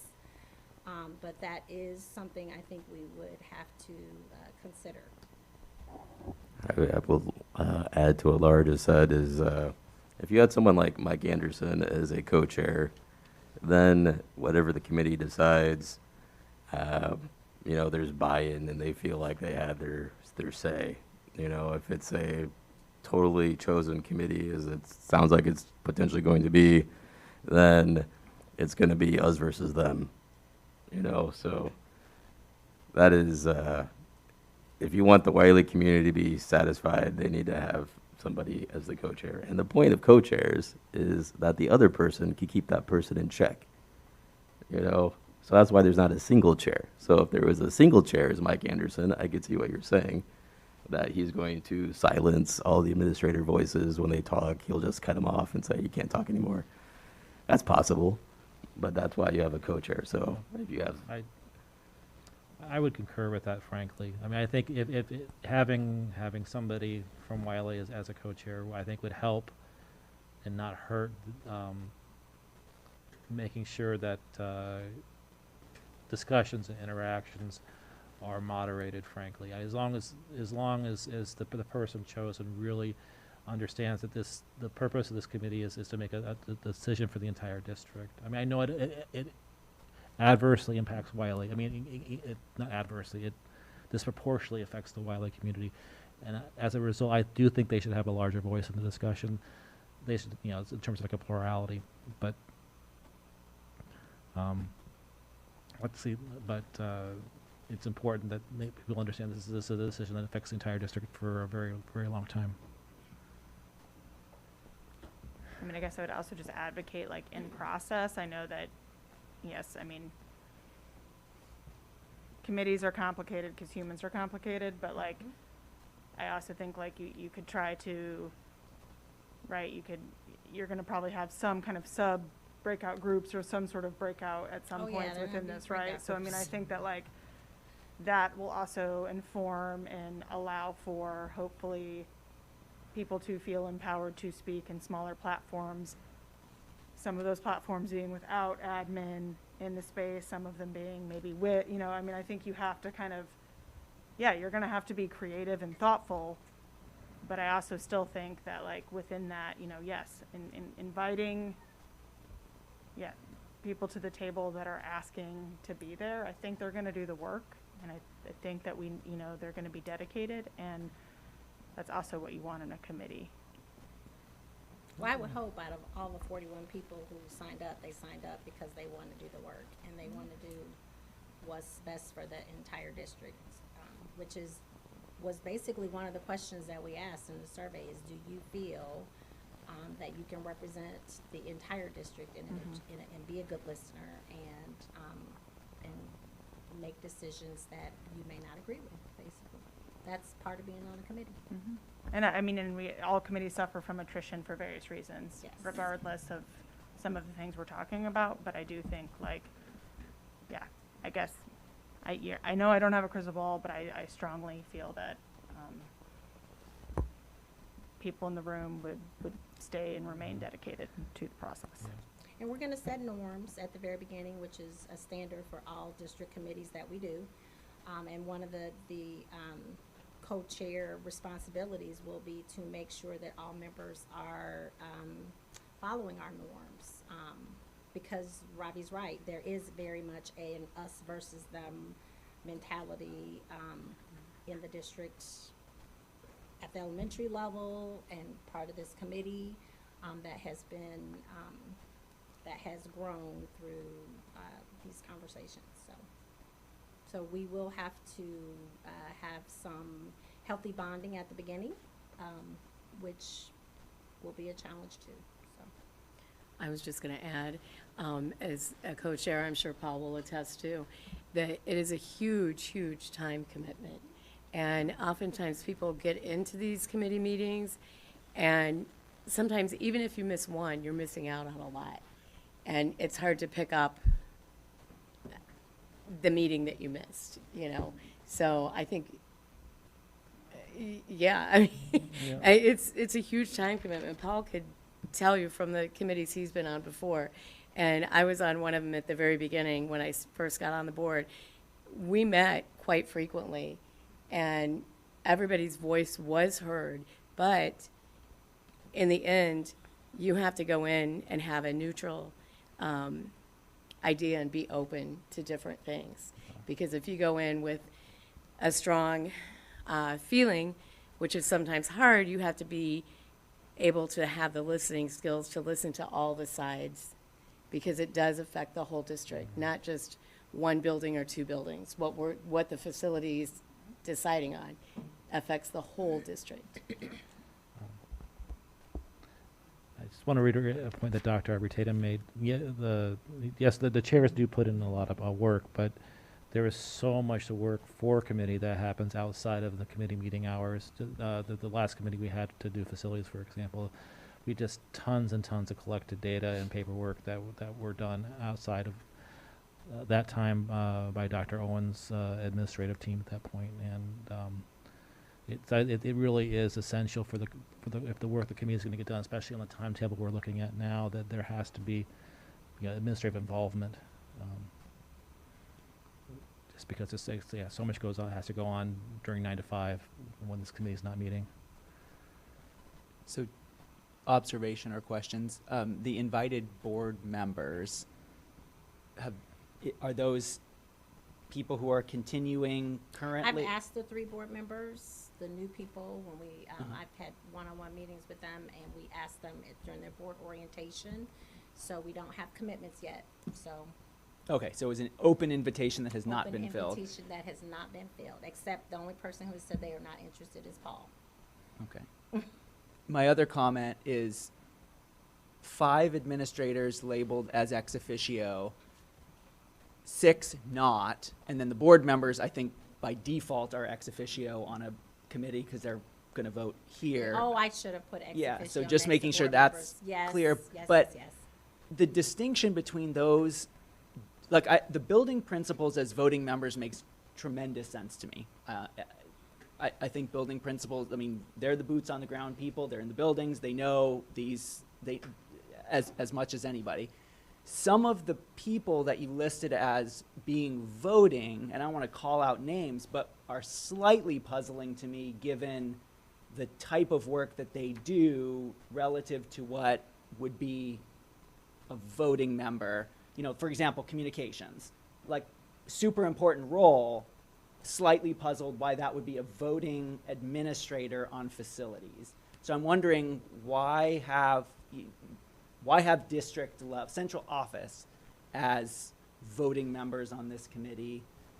If that is the will of the board, then making sure that votes are very transparent about, broken down by role as best we can. Parent votes versus administrator votes, Sure. sort of thing.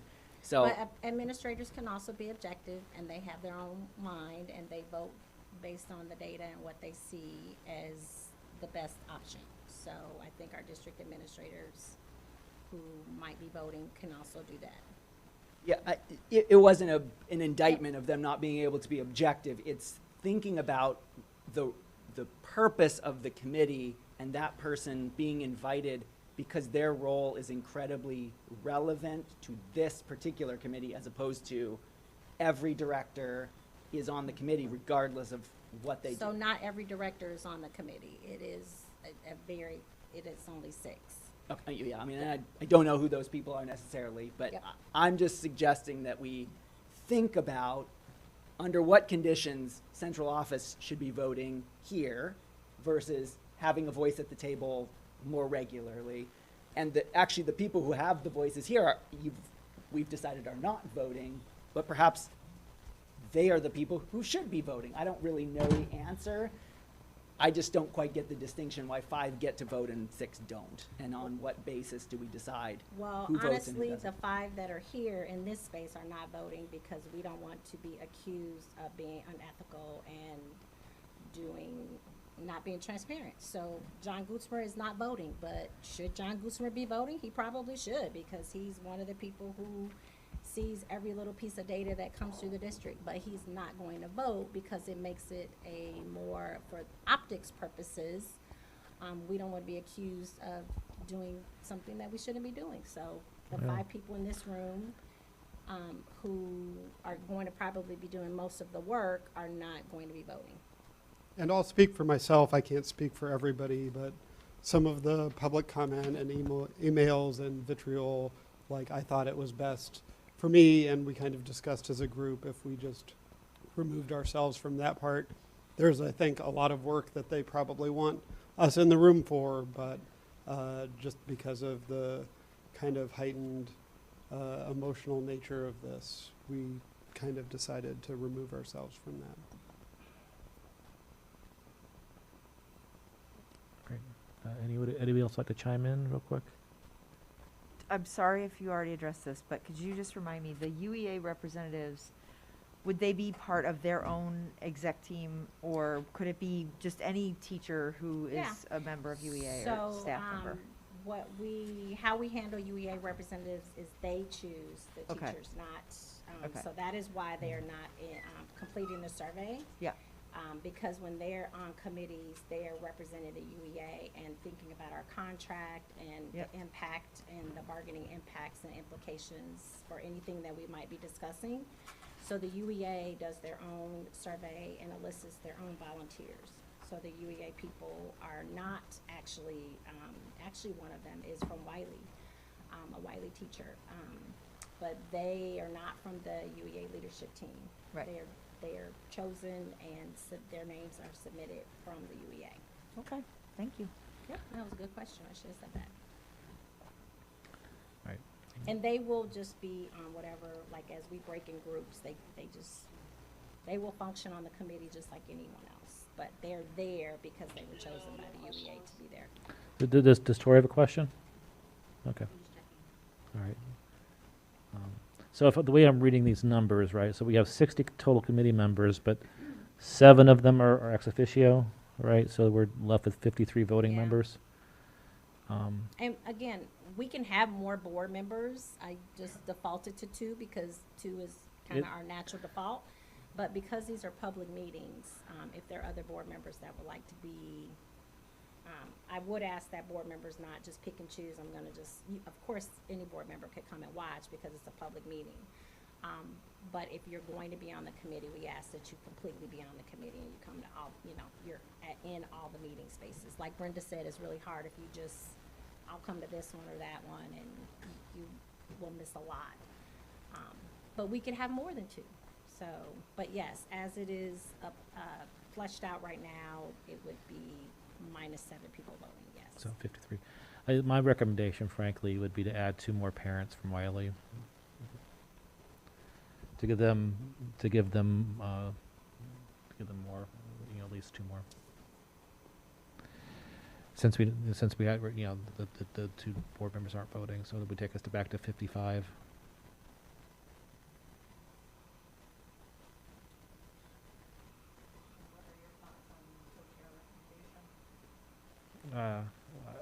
I think I said that already. I mean, I agreed with, no. Oh, I think that it would strengthen, so the purpose of this committee, right, is to really get this, the districts, by the district, the city's opinion and recommendation on this question. We, the last thing we want to do is to do all this work for a committee and give them the trust, give them the ability to bring a recommendation to the board, but have the composition of the committee be such that the recommendation is called into question because of the composition of the committee. Then that's a situation where the next board is going to come in and probably disregard it because they don't respect how the process was done. So I think it's imperative for this committee to be viable, that we heed some of these voices that are talking to us and expand the role, if possible, of including all voices in this matter. So yeah, I would like to see somebody from the Wiley Committee as a co-chair as well, myself.